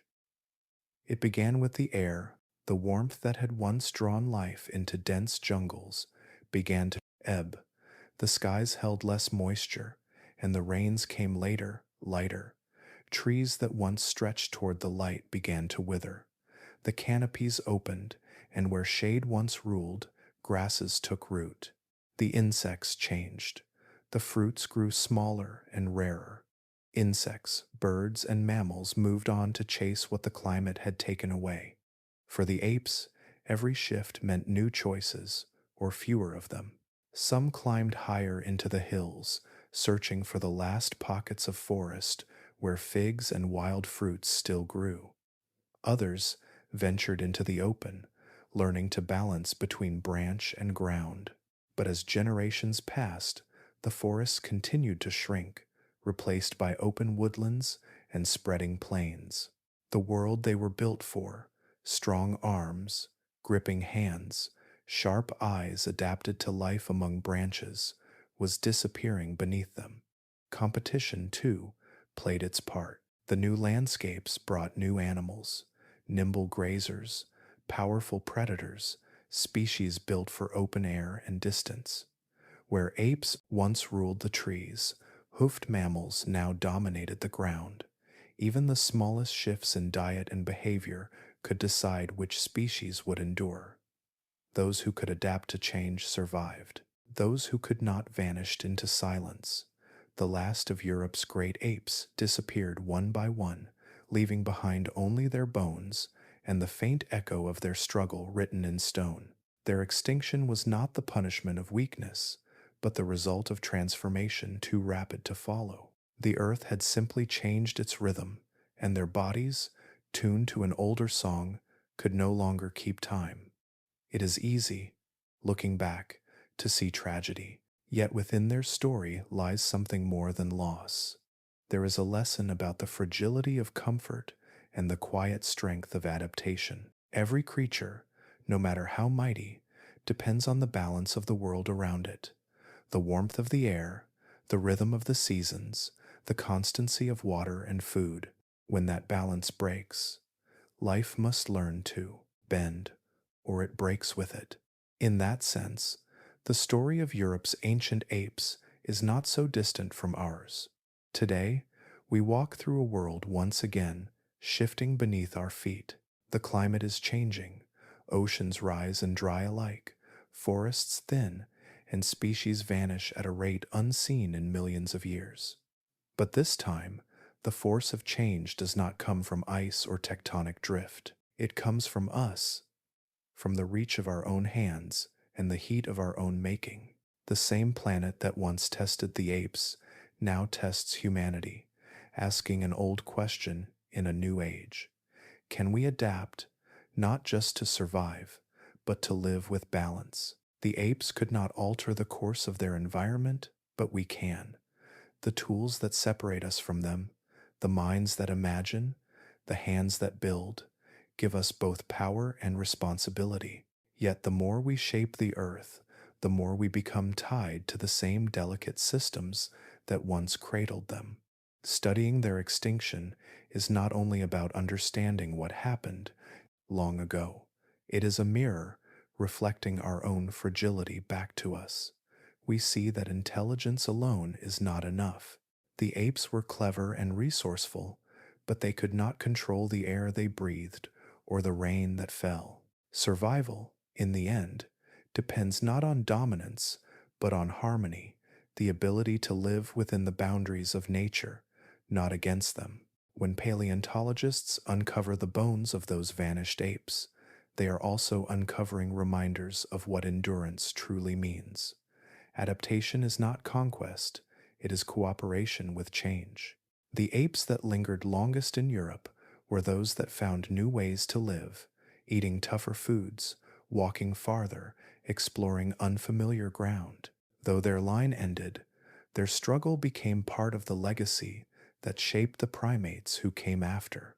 If extinction is silence, adaptation is its quiet opposite, the soft persistence of life finding a new rhythm. In every species that learns to adjust, the ancient lesson survives that the earth will change, and those who listen carefully may change with it. As we face our own era of transformation, we carry those lessons within us, the same curiosity that drove those apes to explore new trees, new foods, and new paths now drives us to understand the climate, the soil, and the fragile systems we depend upon. Their story reminds us that evolution favors awareness, not strength alone. The bones of Europe's apes lie buried beneath the forests and farmlands of today, but their message endures in every breath we take, a quiet truth from a world long gone. The earth will always move forward, reshaping itself again and again. Survival, as they once showed us, depends not on holding back change, but on learning to move with it, softly, wisely, and in rhythm with the living planet that still carries us all. For much of human history, the story of our beginnings seemed to have only one stage, one origin, and one continent. The grand tale of humanity was told through African plains, where bones of upright walkers rested beneath the soil and where the first sparks of intelligence seemed to glow.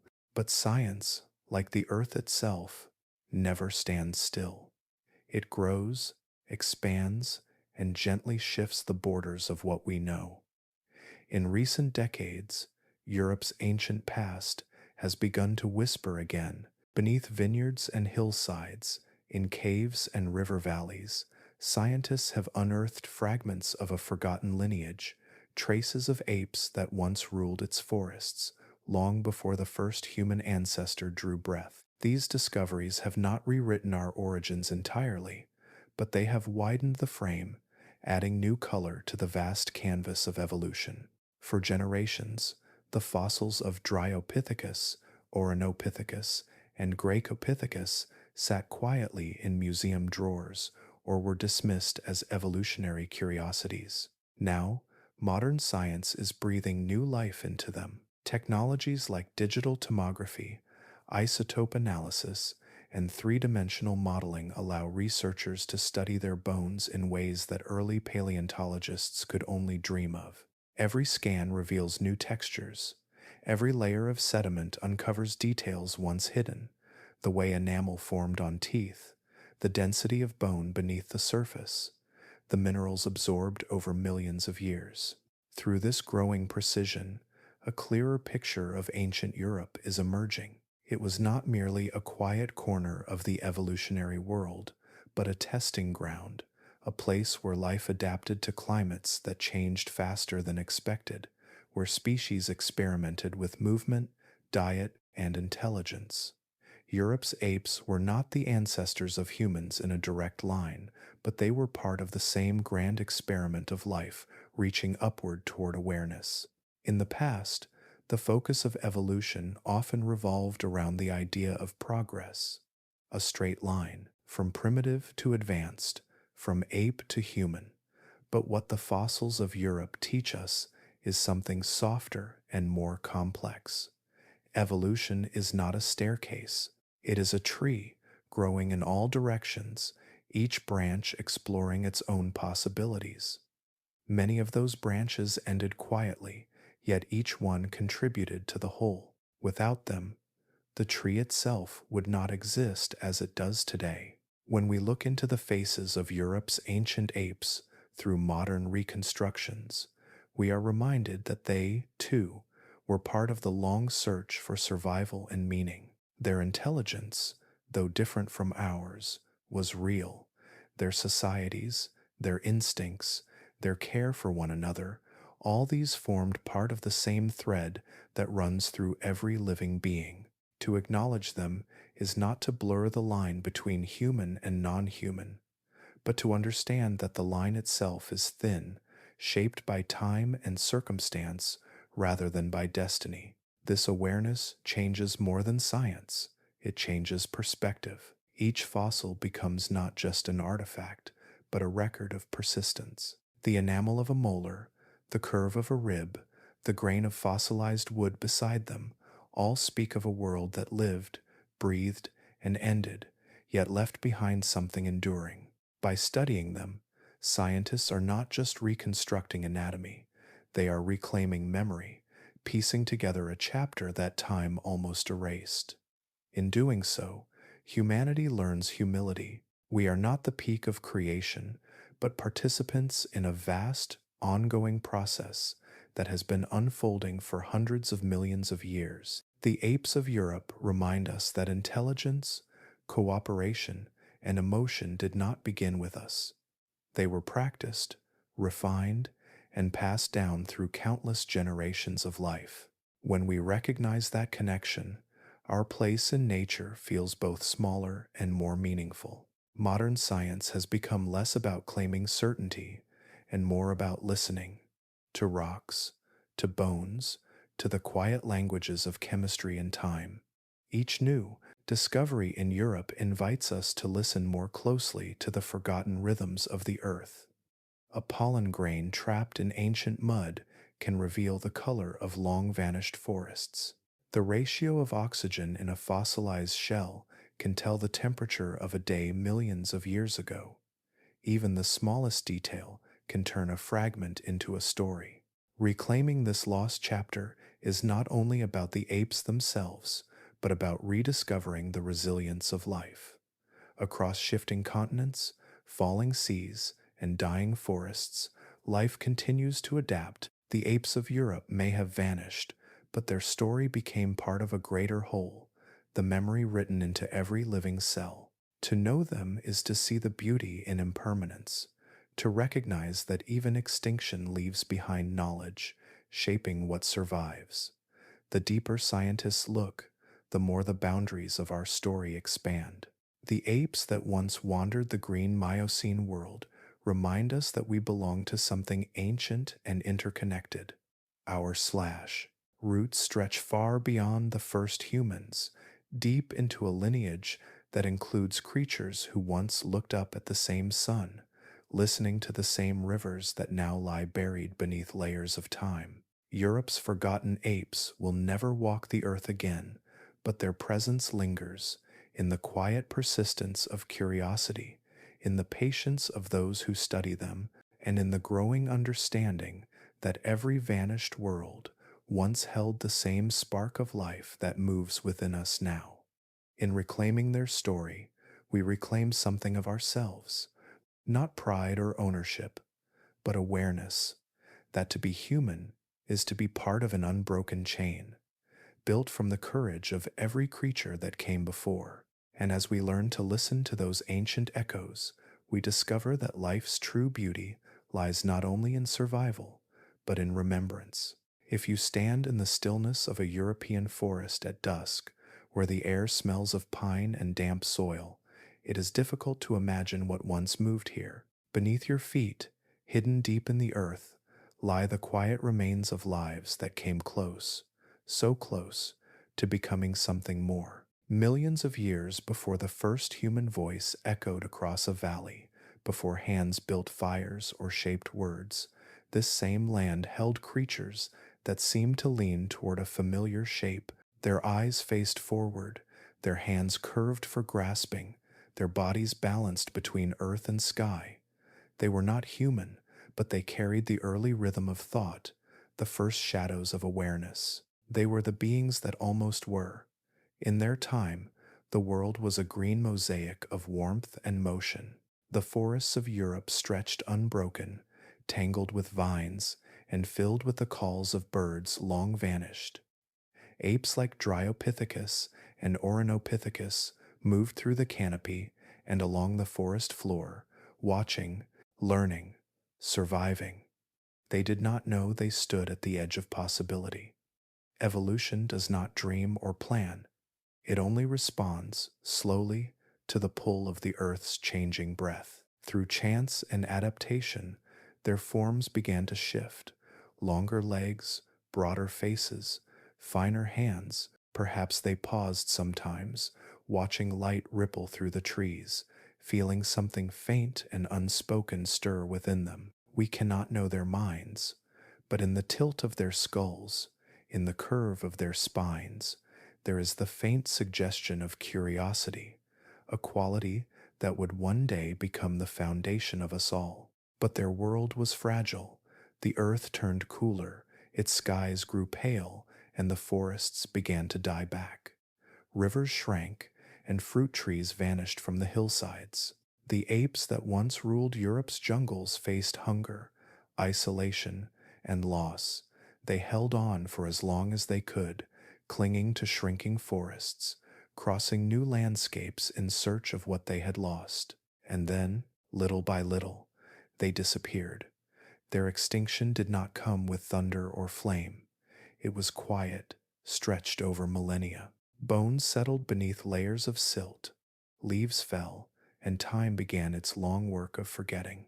Europe's great apes were swallowed by the same silence that follows all endings, a silence that would last until modern hands unearthed them again. When their fossils were found, they were not at first recognized for what they were: a fragment of jaw, a tooth, a piece of skull.